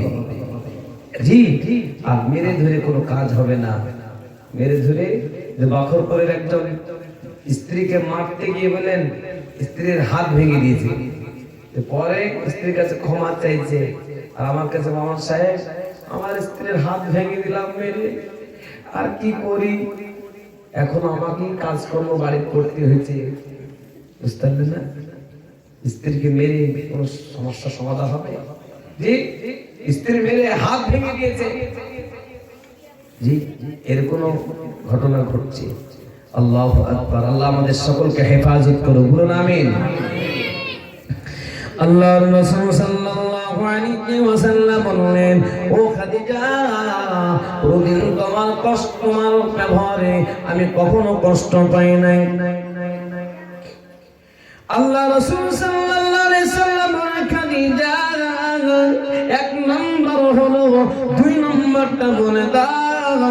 দুই নম্বরটা হলো রাসূল গো, একদিন মৃত্যু হয়ে যাবে, মৃত্যু যখন হয়ে যাবে গোসলটা করে দিয়ে যখন শেষ পোশাকটা পরিয়ে দেবে, রাসূল গো, পৃথিবীর কোনো আমি কাপড়ের পোশাক চাই না রাসূল গো, আপনার ব্যবহারকৃত কোনো পাগড়ি বা ব্যবহারকৃত কোনো কাপড় দিয়ে আমার কাফনের ব্যবস্থা করে দেবে।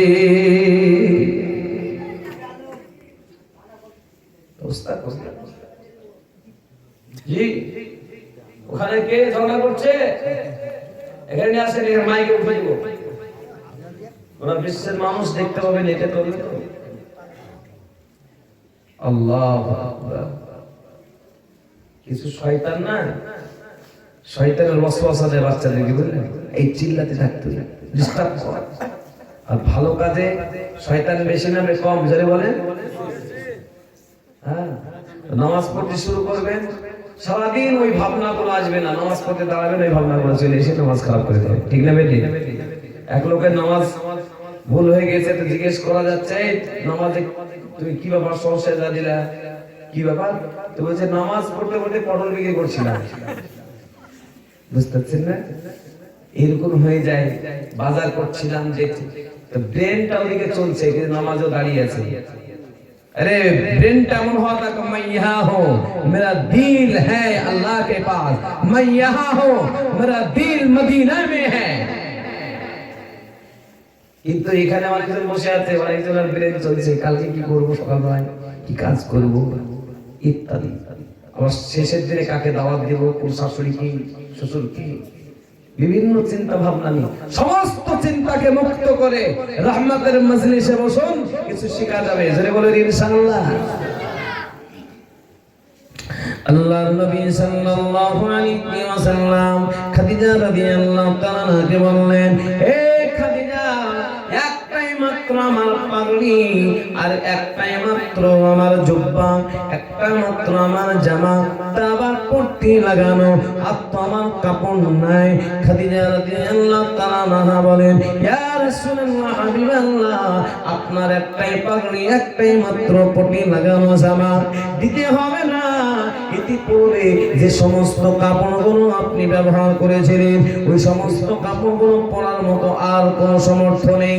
এমন ওই সমস্ত কাপড়গুলোকে আমি, ছেঁড়া ছোটা কাপড়গুলোকে আমি পুটলা বেঁধে ঘরের ভেতরে রেখে দিয়েছি। রাসূল গো, আমার মৃত্যুর পরে দুনিয়ার কোনো কাপড় দেবেন না, ওই ছেঁড়া টুকরা টুকরা কাপড়গুলো আমার কাফনের ব্যবস্থা করে দেবেন। আমার আল্লাহ রাব্বুল আলামিন হতে পারে কবরের আযাবকে মাফ করে দেবে।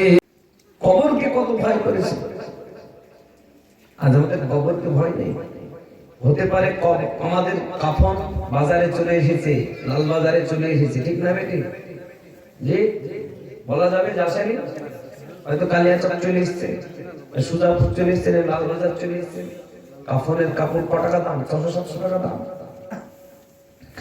আল্লাহ রাসূল সাল্লাল্লাহু আলাইহি ওয়াসাল্লাম বললেন, ও খাদিজা, তোমার কাফনের কাপড়টা আমি হাবশা থেকে নিয়ে আসবো, সিরিয়া থেকে নিয়ে আসবো। ও খাদিজা, বাজার থেকে ভালো কাপড় কিনে নিয়ে আসবো, ছিঁড়া ছোট কাপড় তোমার কাফনের ব্যবস্থা করবো না। কেন তুমি আজ এমন বলছো? ছিঁড়া ছোট কাপড়গুলো দিতে বলো। খাদিজা রাদিয়াল্লাহু তাআলা বলেন, আমার কবরে আযাবকে ভয় হয়। আল্লাহ পাক আপনাকে সৃষ্টি না করলে, আল্লাহ পাক সাত আসমান সাত জমিন, আল্লাহ পাক এই পৃথিবীকে সৃষ্টি করতেন না।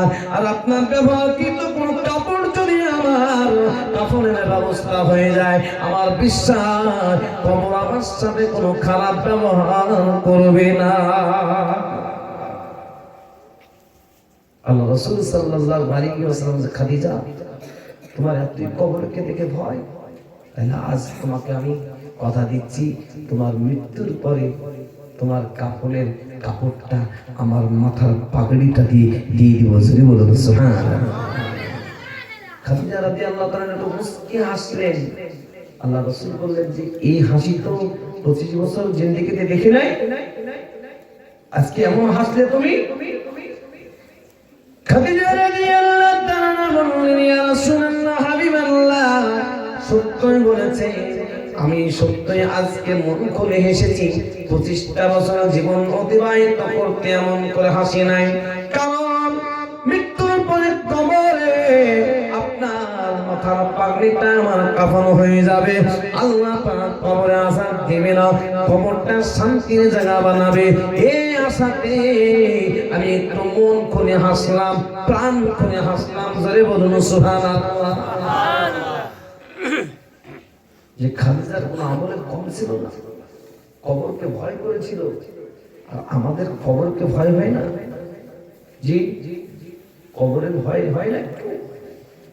আমার মায়েরা, কবরের ভয় একটু অন্তরের ভিতরে আসে না? এই কবরটা কত খতরনাক জায়গা। প্রথমে বললাম না, বড়ি বড়ি করো বান্দা, বাড়ি তো তোমার না, 3.5 হাত মাটির নিচে সে বাড়ি তো তোমার। আপনার বাবার 3.5 হাত দেন তো নাকি? 3.5 হাত মাটির নিচে কবর। আমার এক দাদু মারা গেছিল, তো ওইখান থেকে আমি গেলাম। রাত্রিবেলায় মারা গেছে, কেউ বুঝতে পারেনি, তো পাটা সাফ হয়নি, বুঝলেন? পাটা এরকম কোকড়া হয়েছিল। তো একজন বলছে পাটাকে টেনে সোজা করে দেবো, বলছে না, যেমন আছে তেমন করে কাফন। তো কাফনটাও উঁচু হয়ে থাকলো। যখন কবরে রাখা হলো, তো কবরে তার পাটা দেওয়ালে ঠেকে যাচ্ছে, খাড়া হয়ে থেকে গেল। তো কবরের ভিতরে যে নেমেছে না, সে বলছে, কবরের ভিতরে যে নেমেছে সে বলছে, মৌলানা সাহেব পাটাকে ধরে টেনে সাত করে দেবো। বলছে না, যেভাবে আছে ওইভাবেই দেখো। আল্লাহ, কবরের ভিতরে যখন মাটির ভিতরে যখন রেখে দিয়ে দুজন ব্যক্তি উঠে যায় না, এবার তাকিয়ে দেখবেন না কোন জায়গাতে আপনার জায়গাটা হলো। হ্যাঁ জি, একদিন মৃত্যু হয়ে গেলে ওই জায়গায় যাওয়ার পরে আর পৃথিবীতে কখনো আমরা আসতে পারবো? জোরে বলেন, আসা যাবে না। তাহলে কবরটাকে কেন ভয় হয় না? জি, কবরটার ভয় কেন? আল্লাহর নবী সাল্লাল্লাহু আলাইহি ওয়াসাল্লাম খাদিজা রাদিয়াল্লাহু তাআলা আনহাকে বলেছিলেন, ও খাদিজা, 2 নম্বরটা হলো, 3 নম্বরটা বলে দাও। আরে 3 নম্বরটা বলো, হুজুর আমার যখন মৃত্যু হয়ে যাবে গোসল দিয়ে, যখন আপনার পাগড়ি দিয়ে কাফনটা পরিয়ে দিবে, তা চলে এসে তো সবদিকে মন চলে গেছে। জি, আরে তাড়াতাড়ি দিয়ে দাও, একটু বন্ধ করে দাও, কেটে দিও, এগুলো দিবা না। আজকে সকলে বলি সাল্লাল্লাহু আলাইহি ওয়াসাল্লাম। তো কবর সম্পর্কে আমাদের চা খেতে হইতে একটা গজল বলি নাকি? কি করিলাম দুনিয়াতে আসিয়া, চিন্তা করে দেখো রে মন ভাবিয়া, কি করিলাম দুনিয়াতে আসিয়া, চিন্তা করে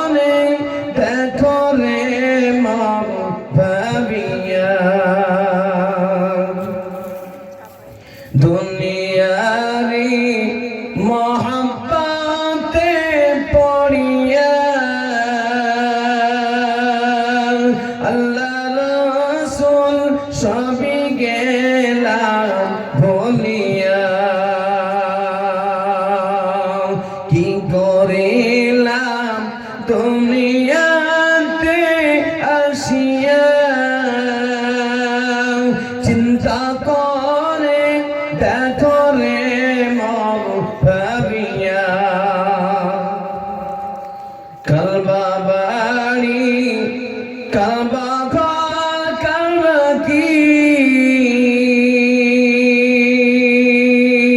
যখন চলিয়া যাইবে পিরান পাখি পাখি যখন ফাঁকি দিয়া চলিবে সোনার খাঁচা কবরেতে শোয়াইবে কি করিলাম দুনিয়াতে আসিয়া চিন্তা করে দেখো রে মন ভাবিয়া বাইরে আবার সবাই আসবে ছাড়িয়া অন্ধকার কবরের ভিতর রাখিয়া বড় বাড়ি বড় ঘর ছাড়িয়া 3.5 হাত জায়গায় রইলাম পড়িয়া কি করিলাম এই দুনিয়াতে আসিয়া চিন্তা করে দেখো রে মন ভাবিয়া খাদিজা রাদিয়াল্লাহু তাআলা আনহা তিনি কবরকে ভয় করেছিলেন আল্লাহ রাসূল সাল্লাল্লাহু আলাইহি ওয়াসাল্লাম বললেন খাদিজা 3 নম্বরটা বলো খাদিজা রাদিয়াল্লাহু তাআলা আনহা বলেছিলেন ইয়া রাসূলুল্লাহ ইয়া হাবিবাল্লাহ যখন আমাকে গোসল দেওয়ার পরে কাফন পরানোর পরে আপনার সঙ্গে সাথীদেরকে নিয়ে যখন কবরস্থানে আমাকে শুয়ে দিয়ে কবরে শুয়ে দিয়ে 3 মুষ্টি করে মাটি দিয়ে সবাই বিদায় নেবে ইয়া রাসূলুল্লাহ হাবিবাল্লাহ আপনি আমার কবরের কাছে একটু দাঁড়িয়ে থাকবেন যতক্ষণ পর্যন্ত কবরের 3টা প্রশ্নের উত্তর না দিয়েছি ততক্ষণ পর্যন্ত আপনি আমার কবরের কাছে দাঁড়িয়ে থাকবে কড়া প্রশ্ন হবে কবরে আর বলতে পারে ডাইরেক্ট কবরে 3টা প্রশ্ন হবে মুসলমান কবরে 3টা প্রশ্ন জানে না তার উত্তর পর্যন্ত জানে না জি কবরে 3টা প্রশ্ন কিছু কিছু জায়গাতে 3টা প্রশ্ন লিখিয়ে কাপড়ের সাথে মরিয়ে দিয়ে দেয় দেখবে বলবে চলবে নাকি হ্যাঁ বীরভূম জেলাতে আমি লিখেছিলাম এত বড় একটা কাগজ সঙ্গে দিতেছে কাপড়ের সাথে যাই কি দিচ্ছে রে বন্ধু পড়তাম ওখানে বীরভূম জেলায় তো বলছে প্রশ্ন উত্তর কবরে দেওয়া হবে লিখে দিয়ে দিল কারণ আখিরাতের প্রথম মঞ্জিল হলো কবর কবরে যে বেঁচে গেল সব জায়গায় সে বেঁচে যাবে কবরের 3টা প্রশ্নের উত্তরটা মিলিয়ে নেন এই 3টা প্রশ্ন মা বোনরা ভালো করে মানান এই 3টা প্রশ্ন যদি আপনি মুখস্থ রাখতে পারেন সওয়াল এবং জবাব আল্লাহ সুবহানাহু ওয়া তাআলা আখিরাতের প্রথম মঞ্জিলের জায়গাটাকে জান্নাতের টুকরা বানিয়ে দিবে বলুন সুবহানাল্লাহ আল্লাহ রাসূল সাল্লাল্লাহু আলাইহি ওয়াসাল্লাম বললেন ও খাদিজা তোমাকে কথা দিয়ে দিলাম সঙ্গে সঙ্গে সাথীদেরকে সঙ্গে নিয়ে মাটি দিয়ে যখন সবাই ফিরে যাবে আমি নবী তোমার কবরের কাছে একটু দাঁড়িয়ে দাঁড়িয়ে থাকবো তোমার কবরে 3টা প্রশ্নের উত্তর না হওয়া পর্যন্ত আমি নবী তোমার কবরের কাছ থেকে নিয়ে যাব না খাদিজা রাদিয়াল্লাহু তাআলা নাম মৃত্যু হলো রাসূলুল্লাহ সাল্লাল্লাহু আলাইহি ওয়াসাল্লামের চাচা আবু তালেবের মৃত্যুর মাত্র 5 দিন পরে ইন্তেকাল হয়ে গেল এই বছরটাকে আল্লাহর নবীর এই বছরটাকে বলা হয় কামকাসার টেনশনের বছর কারণ আল্লাহর নবী সাল্লাল্লাহু আলাইহি ওয়াসাল্লামের ছায়া হয়ে আবু তালেব ছিলেন আল্লাহর নবীর স্ত্রী খাদিজা রাদিয়াল্লাহু তাআলা আনহা ছিলেন দুজনের মৃত্যু হয়ে গেল গেল। এই জন্য এই বছরটাকে আল্লাহ নবী এই বছরটাকে নাম দিয়েছেন কাসার টেনশনের বছর। আল্লাহ নবী সাল্লাল্লাহু আলাইহি ওয়াসাল্লাম খাদিজা রাদিয়াল্লাহু তাআলার মৃত্যুতে এত দুঃখ কষ্ট পেলেন। আল্লাহ নবী সাল্লাল্লাহু এর চাচা জানের মৃত্যুর শোক না শেষ হতে হতে খাদিজার মৃত্যু হয়ে গেল। আল্লাহ নবী সাল্লাল্লাহু আলাইহি ওয়াসাল্লাম ডুকরে ডুকরে ফুপিয়ে ফুপিয়ে কাঁদতেন, চিল্লিয়ে চিল্লিয়ে কাঁদতেন না। আল্লাহ নবী চোখ দিয়ে ঝরঝর করে পানি ঝরছে। আজ আমরা অনেকেই কাঁদি, আমার মা বোনরা কাঁদি, বাবা মরে গেছে, মা মরে গেছে, বাবা মা মরে গেছে, বাবা মরে গেছে, মা মরে গেছে, এত চিল্লাই চিল্লাই কাঁদে যে কান্নাটার কারণে হে মুসলমান তোমার আমলটা নষ্ট হচ্ছে। তুমি একবার শোনো নাই, তুমি কি জানো নাই, তুমি কি পড়ো নাই? আল্লাহ রাসূল বলেছেন যে মাইয়াতের জন্য জোরে জোরে চিল্লাই কাঁদবে। আল্লাহ সুবহানাহু ওয়া তাআলা মাইয়াতের খারাপ আমলগুলো এই চিল্লিয়ে চিল্লিয়ে কান্না করছে তার আমল নামায় দিয়ে দেওয়া হবে। আর এই যে কান্না করছে মাইয়াতের জন্য, যে কাঁদছে তার ভালো আমলগুলো ওই মাইয়াতের আমল নামায় দিয়ে দেওয়া হয়। বিশেষ করে মা বোনরা বিশাল কাঁদে, চোখে পানি নাই, কাঁদিয়েছে, বাপরে গেছে, বাপরে গেছে, কি কাঁদা কাঁদে। সুবহানাল্লাহ, গোটা গ্রামবাসীকে জানাচ্ছে যে কাঁদছে, দেখো কি কাঁদা কাঁদে।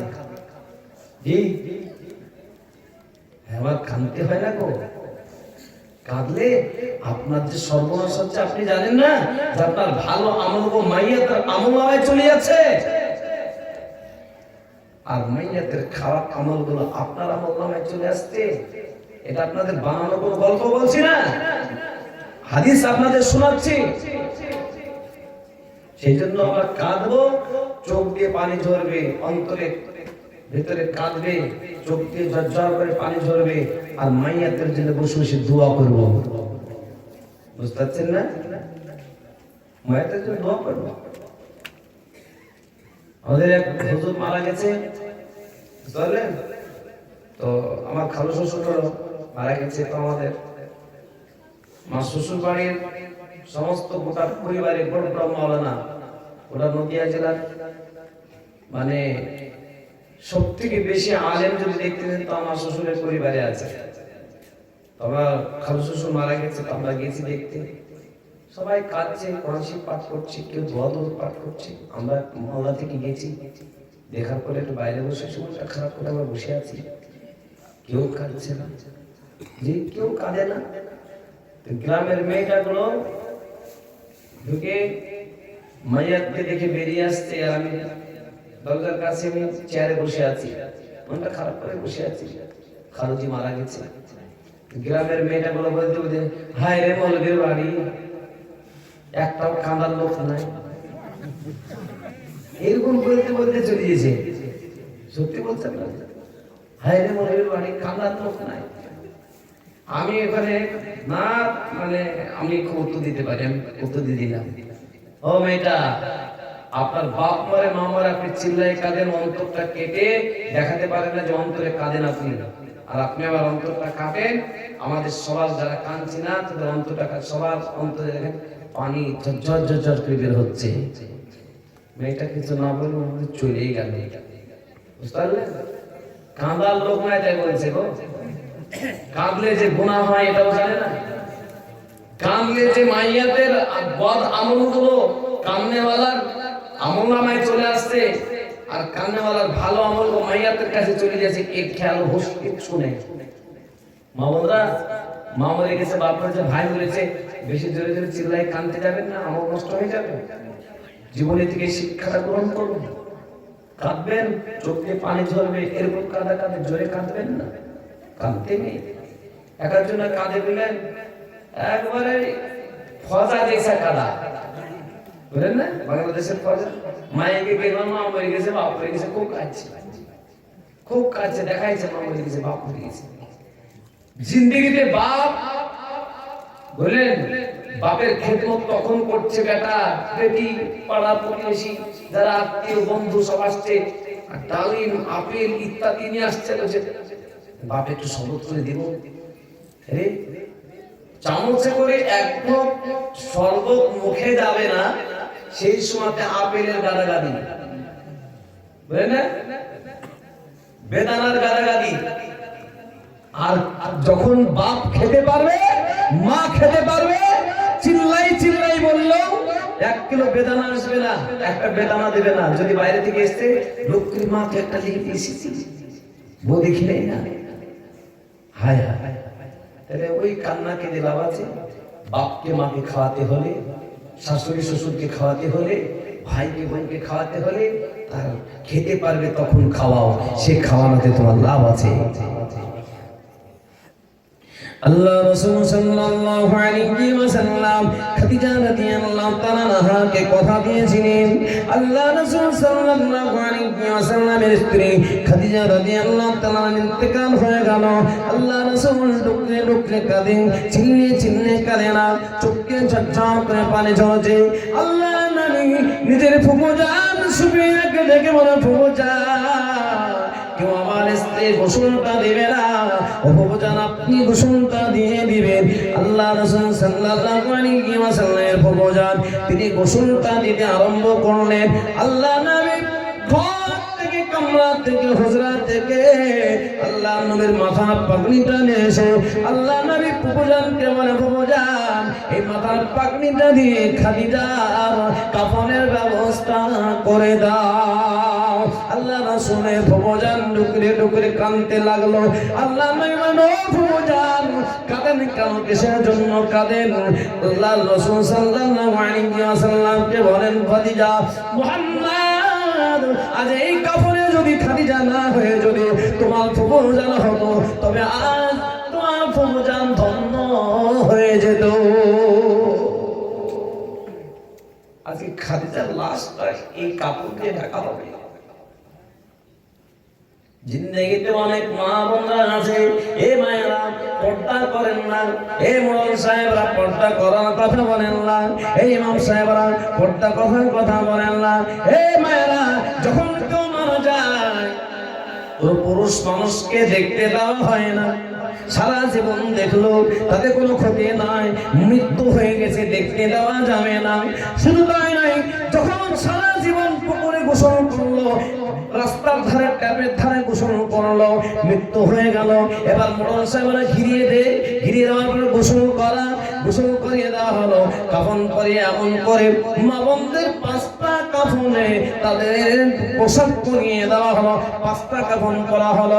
এবার খাটিয়ার উপরে চাপানোর পর মোড়ল সাহেব বলে, খাটিয়াটাকেও ঢেকে দাও, কারণ এটা মহিলার লাশ। মওতের পরে এত পর্দা করতে কে বলেছে? হ্যাঁ মায়েরা আমার, মওতের পরে পর্দা কত হচ্ছে, আর আপনি বেঁচে থাকতে কত পর্দা করা ফরজ ছিল।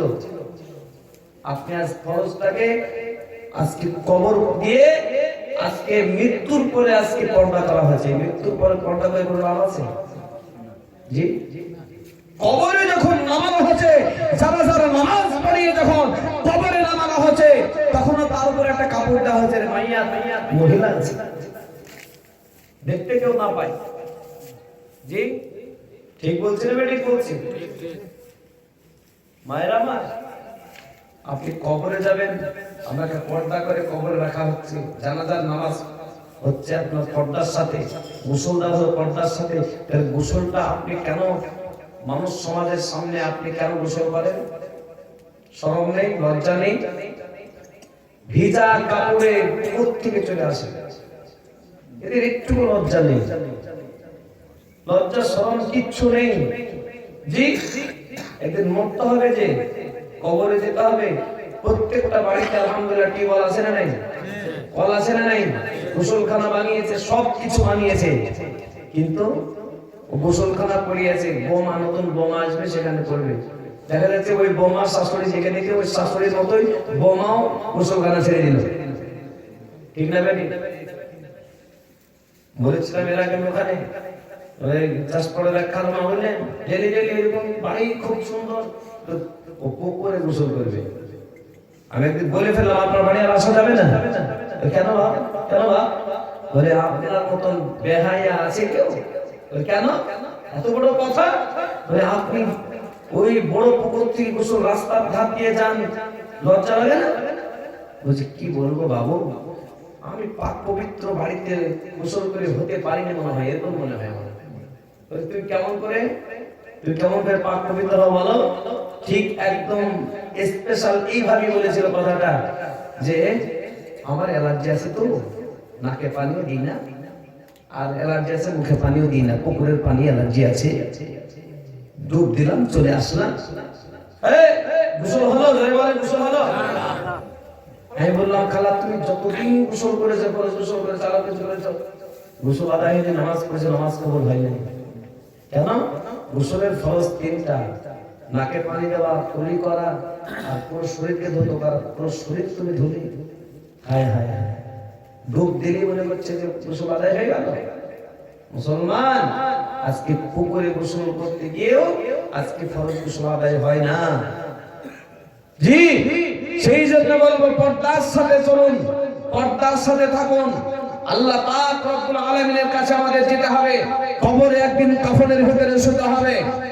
পুরুষদের মাত্র 3টা কাপড় পরানো হয়, আর মহিলাদের 5টা কাপড় পরানো হয়। জি, আজকে বেহায়া নির্লজ্জার মতন, জি, নানি দাদি হয়েছে তখন ঘন্টা মেরে ঘুরছে, আর যুবতী এক আপনার পুতিকে নিয়ে যাচ্ছে, নাতনিকে নিয়ে যাচ্ছে সঙ্গে করে, পর্দা বলে এখন ছোট তো পর্দা করে হবে কি? তোমার বুড়ি বয়সে তোমার পর্দা নেই, তোমার যুবতী অবস্থায় তোমার পর্দা ছিল। যে সময় তোমাকে লোকে দেখতো সেই সময় তুমি পর্দা করো। জি, কাল কিয়ামতের দিনে বাবাকে জিজ্ঞাসা করা হবে তোমার বেটিকে তুমি কত পর্দা করেছিলে, তোমার স্ত্রীকে কত পর্দা করেছিলে, কারণ তুমি কবুল বলেছিলে। তোমার স্ত্রীকে পর্দা, তোমার দায়িত্ব, তোমার সব বাড়ির গার্জেন হিসাবে স্বামীকে জিজ্ঞেস করা হবে। জি, কিন্তু আজ সব ভুলে গিয়ে আর কি বলবো, চলছে না, বেশি বলতে গিয়ে উলটপালট হয়ে যাচ্ছে। আল্লাহ যে ডান্ডা দিয়ে উলটপালট করে দিবে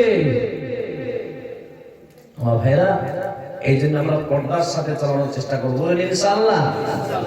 আল্লাহ রাব্বুল আলামিনের নবী মুহাম্মদুর রাসূলুল্লাহ সাল্লাল্লাহু আলাইহি ওয়াসাল্লাম খাদিজা রাদিয়াল্লাহু তাআলা আনহার লাশটাকে সঙ্গী সাথীদেরকে সঙ্গে করে নিয়ে অন্য জায়গায় ভবন গ্রামের মতন কবরস্থান নয়, সুজাপুরের মতন কবরস্থান নয়, ঢাকার মতন কবরস্থান নয়, গয়েশবাড়ির মতন কবরস্থান নয় গো। বিশ্বের দুটো কবরস্থান আছে আল্লাহ পাকের কাছে প্রিয়। ওই দুটো কবরস্থান হলো মক্কা কবরস্থান, যে কবরস্থানের নাম হলো জান্নাতুল মুআল্লা, আর মদিনার কবরস্থানের নাম হলো জান্নাতুল বাকি। যে জান্নাতুল বাকি কবরস্থানে 10,000 সাহাবার কবর পাওয়া যায়। জয় বলুন সুবহানাল্লাহ। খাদিজা রাদিয়াল্লাহু লাশটাকে জান্নাতুল মুআল্লা, কাবা ঘর থেকে মাত্র 1.5 কিলোমিটার রাস্তা। কত বললাম? 1.5 কিলোমিটার রাস্তা। ওখান থেকে গিয়ে, জি, ওখানে জান্নাতুল মুআল্লা কবরস্থান আছে। জান্নাতুল বালেগা কবরস্থান, ওই কবরস্থানে খাদিজা রাদিয়াল্লাহু তাআলার কবর খোঁড়া হলো। নবীজি নিজে হাতে তিনি দাফন করলেন। খেজুরের পাতাগুলো দিয়ে তিনি মুষ্টি করে মাটি দিয়ে সবাই বিদায় নিয়ে যায়। আল্লাহ নবী দাঁড়িয়ে আছে। আবু বকর সিদ্দিক রাদিয়াল্লাহু তাআলা বলেন, ইয়া রাসূলুল্লাহ, ইয়া হাবিবাল্লাহ, আপনি যাবেন না, আপনি দাঁড়িয়ে আছেন কেন? আল্লাহ নবী বলেন, আবু বকর, তোমরা সবাই চলে যাও, আমি খাদিজাকে কথা দিয়েছিলাম 3টা নষ্ট না হওয়া পর্যন্ত আমি এই জায়গাতে দাঁড়িয়ে থাকবো। আল্লাহ নবী দাঁড়িয়ে আছে। যে নবীকে সৃষ্টি না করলে আল্লাহ পাক পৃথিবীকে সৃষ্টি করতেন না, না জমিন, না আসমান, না ফেরেশতা, না জান্নাত, না জাহান্নাম। আল্লাহ পাক কুল কায়নাতকে সৃষ্টি করতেন না। সেই কবরে মুনকার নাকির আপনার আমার দাফন করার মতো পরে 40টা ধাপ মানুষের আস্তে আস্তে মুনকার নাকির ফেরেশতা চলে আসবে, কিন্তু মুনকার নাকির ফেরেশতা খাদিজা রাদিয়াল্লাহু তাআলা কবরে আসে না। আল্লাহ নবী বসে গেলেন। আর কতক্ষণ বসে থাকবেন? আল্লাহ নবী হালকা করে এক দিকে হেলানা দিয়ে মাটিতে মাটিকে ধরে আল্লাহ পাক, আল্লাহ লাশকে দাফন করার পরে 40টা ধাপ না যেতে যেতে মুনকার নাকির চলে আসে। আমার খাদিজার কবরে কেন মুনকার নাকির আসে না? আল্লাহ পাক বলেন, হাবিব, আমি আল্লাহ তোমাকে সৃষ্টি না করলে আমি আল্লাহ কিছুই সৃষ্টি করতাম না। মুনকার নাকির আসতে লজ্জা করে আপনি দাঁড়িয়ে আছেন, জোরে বলুন সুবহানাল্লাহ। আল্লাহ নবী বলেন, তবে আমার খাদিজার কি হবে? আল্লাহ নবী ঈসা আলাইহিস সালাম বলেন, খাদিজার কি হবে? আল্লাহ পাক বলেন, খাদিজার সার্টিফিকেট তোমার কাছে। আল্লাহ নবী বললেন, ওগো আল্লাহ, আমি খাদিজার মাটি ধরে আমি বলতে চাই, আল্লাহ আমার সঙ্গে 25টা বছর জীবন অতিবাহিত করলো খাদিজা, খাদিজাকে দাফন করা হলো। এই খাদিজার উপরে আমি 25 বছর আমি খুশি ছিলাম, আল্লাহ আপনি খুশি হয়ে যান। আল্লাহ পাক বলেন, হাবিব, যে স্বামী তার স্ত্রীর উপরে খুশি হয়ে যায় আমি আল্লাহ খুশি হয়ে যায়। ওগো আল্লাহ, আমার খাদিজার উপরে খুশি হয়ে কি দিবেন খাদিজাকে? আল্লাহ পাক বলেন, কবরের 3টা প্রশ্ন আমি আল্লাহ, কবরের 3টা প্রশ্নকে আমি আল্লাহ আসান করে দিলাম। যদি বলবেন না, আল্লাহ পাক কবরের 3টা প্রশ্ন আসান করে দিলেন। জি, রাসূল সাল্লাল্লাহু আলাইহি ওয়াসাল্লাম চলে আসলেন। জি, যার কবরের 3টা প্রশ্ন আসান হয়ে গেছে, এত কবরকে ভয় করেছিল। আর আপনার আমার ভয় লাগে না কবরকে? জি, কবরকে ভয় লাগে না? কবরে গিয়ে তো দেখেন কত খাতারনাক জায়গা। আল্লাহ রাসূল সাল্লাল্লাহু আলাইহি ওয়াসাল্লামের স্ত্রী ওই কবরটা থেকে সুকান পেপে নিয়েছিল। মাটিগুলো হাজী সাহেবরা উঠিয়ে উঠে পকেটে নিতে লাগলো, বিভিন্ন দেশে নিয়ে যেতে লাগলো। এই জন্য আরব সরকার কোন কবরকে কাছ থেকে ঘেরাও করেন না। ওই খাদিজার জান্নাতুল বাকি কবরস্থানে ওই কবরটাকে কাছ দিয়ে ঘেরা আছে। লক্ষ লক্ষ হাজী সাহেবরা যায়, উমরা করনেওয়ালারা যায় খাদিজার কবরটাকে দেখার জন্য লাইন লাগিয়ে দেয়। আমিও লাইন লাগিয়ে খাদিজার কবরটাকে আল্লাহ পাক দেখিয়েছিলেন। জোরে বলুন সুবহানাল্লাহ। দেখলেন খাদিজা রাদিয়াল্লাহু তাআলা কবরটা দেখতে কাছের ভিতর দিয়ে দেখতে হবে। কেন? খাদিজা রাদিয়াল্লাহু তাআলা কবরটা মাটিগুলো সেট হয়ে আছে। জোরে বলুন সুবহানাল্লাহ। জি, ভালো আমল করেছে ভাইরা। জান্নাতুল বাকি কবরস্থান যার জায়গা, জি, তার মাটি পর্যন্ত সেট হয়ে গেল। কেন? তিনি কবরকে ভয় করেছে। আর কবরকে যদি কেউ ভয় করে, আল্লাহ সুবহানাহু ওয়া তাআলা সর্বরকম খারাপ কাজ থেকে আল্লাহ হেফাজত করবে। জি, বলে না, বলে কজল বলে, ऐ दुनिया के मुसाफिर मंजिल है तेरा कब्र। बोले ना, ऐ दुनिया के मुसाफिर मंजिल तेरा कब्र है।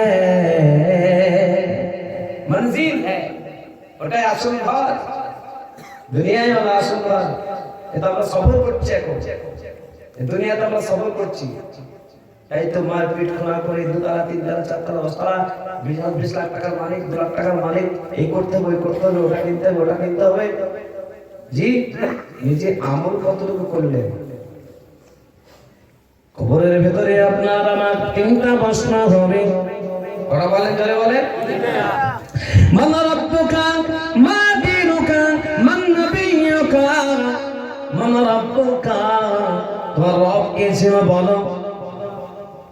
যদি আল্লাহ পাকের হুকুম মেনে চলেন, আল্লাহ পাকের বিধানের উপর চলেন, আপনার জবান দিয়ে বের হয়ে যাবে রব্বি আল্লাহ, আমার প্রভু আল্লাহ রাব্বুল আলামিন। মুনকার নাকির ফেরেশতা খুব খুশি হয়ে যাবে। বাহ, খুব সুন্দর বলেছে। মুনকার নাকির ফেরেশতা খুব খুশি হয়ে যাবে। বলে, আর 2টো প্রশ্ন আছে। বলে, করো করো। খুব আদবের সাথে বলবে, করো। তোমার ধর্ম কি ছিল বলো। ইসলাম ধর্মকে আমরা পেয়েছি, শান্তির ধর্মকে পেয়েছি। এই ধর্মের নীতি আদর্শ নিজের জীবনে বাস্তবায়িত যদি করতে পারেন তবে আপনার জীবন জীবিত হবে। দীনুন ইসলাম, আমার ধর্ম ছিল ইসলাম ধর্ম। জোরে বলুন সুবহানাল্লাহ। ধর্মটা কি? ইসলাম। এই ইসলাম ধর্মকে আমরা পেয়েছি, এর জন্য আমরা প্রত্যেকে খুশি। জোরে বলুন সুবহানাল্লাহ। ইসলাম ধর্ম পেয়েছি, এর থেকে আর মূল্যবান সম্পদ কিছু না দুনিয়াতে। আমরা মুসলমান, আমাদের গর্ব, আমাদের কি? জোরে বলেন আমরা কি? জোরে চিল্লাই বলেন আমরা কি? আমরা হলাম মুসলমান। যে মুসলমান জি নবীর উম্মত হওয়ার জন্য নবীরা পর্যন্ত কান্না করেছেন। মুসা নবী কেঁদেছেন, ঈসা নবী কেঁদেছেন, ইব্রাহিম নবী কেঁদেছেন, নূহ নবী কেঁদেছেন, আইয়ুব নবী কেঁদেছেন, ইউসুফ নবী কেঁদেছেন, আদম নবী কেঁদেছেন, সমস্ত নবীরা কেঁদেছেন। আর সেই নবীর উম্মত হওয়ার আল্লাহ তৌফিক দিয়েছেন। বলবেন না সুবহানাল্লাহ? এই উম্মত সবার আগে জান্নাতে যাবে। যদি বলুন সুবহানাল্লাহ। আল্লাহর নবী সাল্লাল্লাহু আলাইহি ওয়াসাল্লাম তিনি আবার বললেন, মুনকার নাকির খুশি হয়ে আস্তে আস্তে আদবের সঙ্গে বলবে, নরম সুরে বলবে, দুটো প্রশ্ন উত্তর হয়েছে, 3 নম্বরটা বলে দাও। 3 নম্বর প্রশ্ন হবে, মান নবিয়ুকা, তোমার নবী কে ছিল বলো। নবীর আদর্শ, নবীর সিরাত, নবীর মহব্বত, ভালোবাসা যদি আমাদের অন্তরে থাকে, আল্লাহ পাক রব্বুল আলামিন আমাদের জীবন দিয়ে বের করে দেবেন নবী মুহাম্মদুর রাসূলুল্লাহ। জোরে বলুন সুবহানাল্লাহ। ওই হাসরের ময়দানে লক্ষ লক্ষ কোটি কোটি মানুষ থাকবে, সূর্যটা মাথার উপরে চলে আসবে, কোনো ছায়া থাকবে না, একটা ছায়া থাকবে, সে ছায়াটার নাম হলো আরশে আজিমের ছায়া।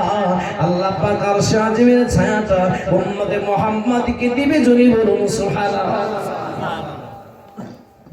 জি উম্মতে মুহাম্মাদ কিয়ামতের ময়দানে, হাসরের ময়দানে সমস্ত নবীর নফসি নফসি নফসি করে কাঁদবে। আমার নবী সাল্লাল্লাহু আলাইহি ওয়াসাল্লাম তিনি কাঁদবেন, উম্মতি উম্মতি। জোরে বলুন সুবহানাল্লাহ। যে নবী উম্মতের ফিকির এত করলেন, যে নবী মৃত্যুর সময় উম্মতের মৃত্যু করলেন, যে নবীর উম্মতের এত ফিকির করে গেলেন, সে নবীকে আমরা মহব্বত করতে কেন পারে না, ভালোবাসতে পারে না? আমরা নবীর মহব্বত ভালোবাসা আমাদের অন্তরে উজাড় করে দেব। জোরে বলুন ইনশাআল্লাহ। নবীর মহব্বত ভালোবাসা আমরা উজাড় করে দেব। জোরে বলুন ইনশাআল্লাহ। আজকে 8 ঘন্টা কম করব, আপনারা কষ্ট পাবেন না, মনে দুঃখ নেবেন না। আজকে আমি আসতাম না, তখন বের হচ্ছে আজকে দেরিতে এসেছি। আর যাবো কি যাবো না, যাবো কি যাবো না, তবু আজকে এসেছি। জি দোয়া করবেন আল্লাহ যেন কালকে একটু চাঙ্গা করে দেয়। কালকে ইনশাআল্লাহ প্রথমে উঠেই তাইফের ঘটনা হবে এবং তার সঙ্গে সঙ্গে মিরাজের স্পেশাল ঘটনা হবে এবং হিজরতের ঘটনা তারপরের দিন হবে ইনশাআল্লাহ। যদি বলুন ইনশাআল্লাহ। আল্লাহ পাক আমাদের সকলকে শোনার থেকে বেশি বেশি আমল করার তৌফিক দান করুন, আমিন। রাসূল আমার ভালোবাসা, রাসূল আমার ভালোবাসা, রাসূল আমার আলো আশা, রাসূল আমার প্রেম বিরহের মূল আলোচনা, রাসূল আমার কাজে কর্মে অনুপ্রেরণা। এই গজলগুলো মাঝে মধ্যে মনে মনে বলবেন, তবে তো মহব্বত বাড়বে। জি এতগুলো গজল বলছি, মনে মনে আসছে না কেন? আপনাদের মহব্বত এখনো জন্মাচ্ছে না কেন? প্রত্যেকটা জায়গাতে সব ছেলেদের মুখস্থ হয়ে যায়, আপনাদের কমসে কম এতটুকু মুখস্থ করিয়ে দিই। সকলে মনে মনে বলবেন, রাসূল আমার ভালোবাসা, রাসূল আমার আলো আশা, রাসূল আমার প্রেম বিরহের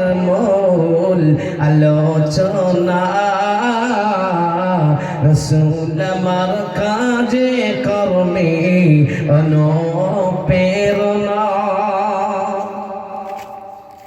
তিনি মদের শ্রেষ্ঠ নবী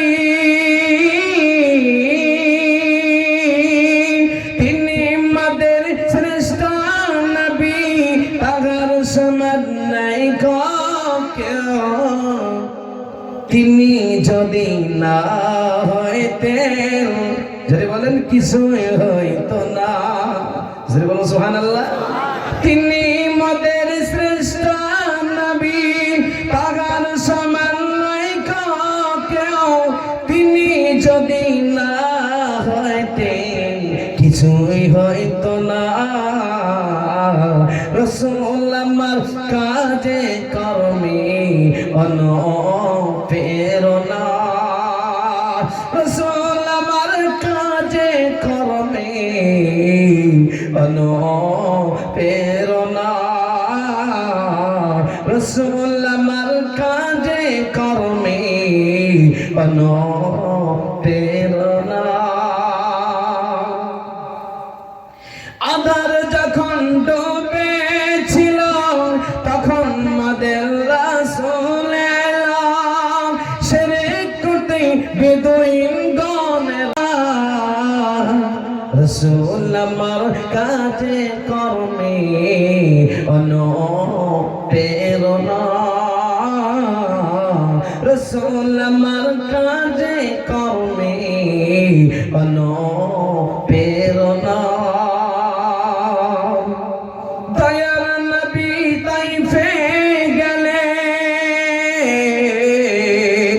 দয়ার নবী তাইফে গেলেন কালেমা পড়ার দাওয়াত দিলেন আবু জিহুদীরা শুনিও মানল না রাসূল আমার কাজে কর্মে অনুপ্রেরণা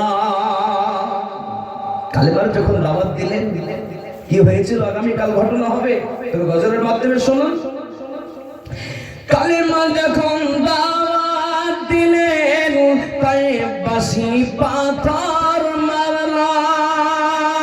মারলাম ক্ষত বিক্ষত নবীজি আমার প্রতিশোধ নিলেন না বলো সুবহানাল্লাহ ক্ষত বিক্ষত নবীজি আমার প্রতিশোধ নিলেন না রাসূল আমার কাজে কর্মে অনুপ্রেরণা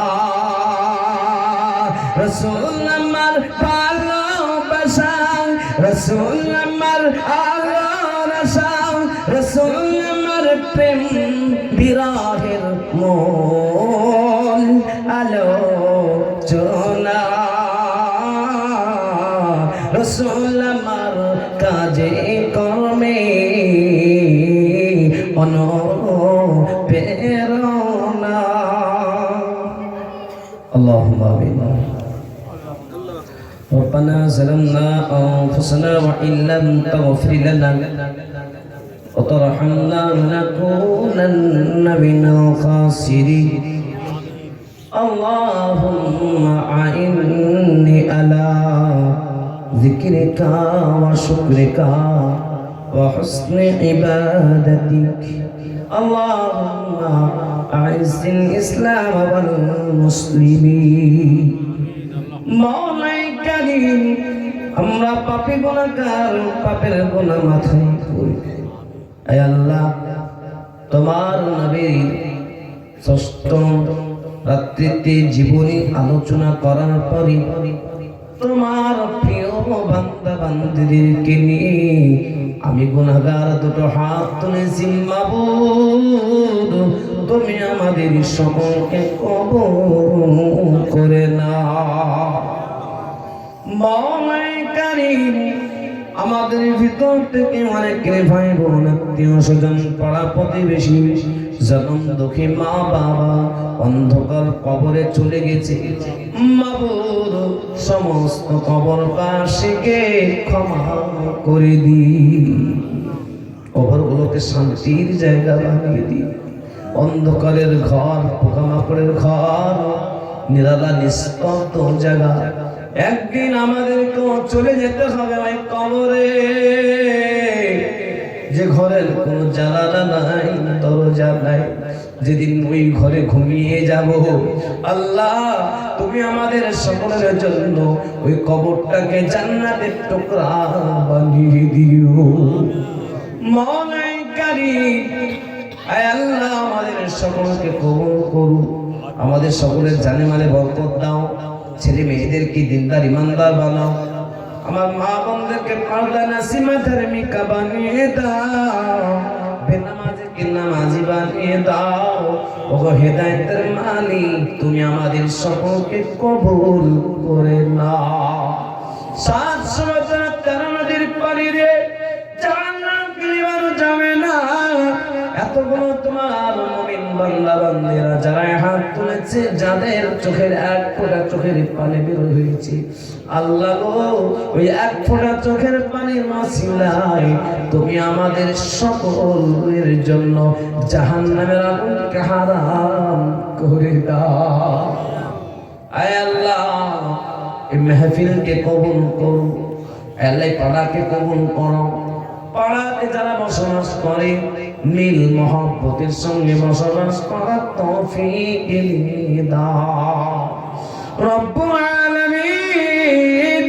তোমার বান্দা বান্দারা যারা হাত তুলেছে, দোয়ার জন্য আবেদন করেছে, মনে মনে আশা রাখি, অনেকে ফোনে বলে মাওলা গো সকলকে কবুল করে নাও।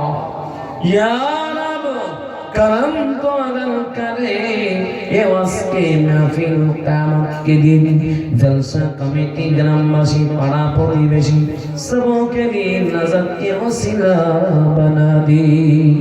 तक़ब्बल मिन्ना इन्नका अंतस समीउल अलीम व तुब अलैना इन्नका अंतत तव्वाबुर रहीम।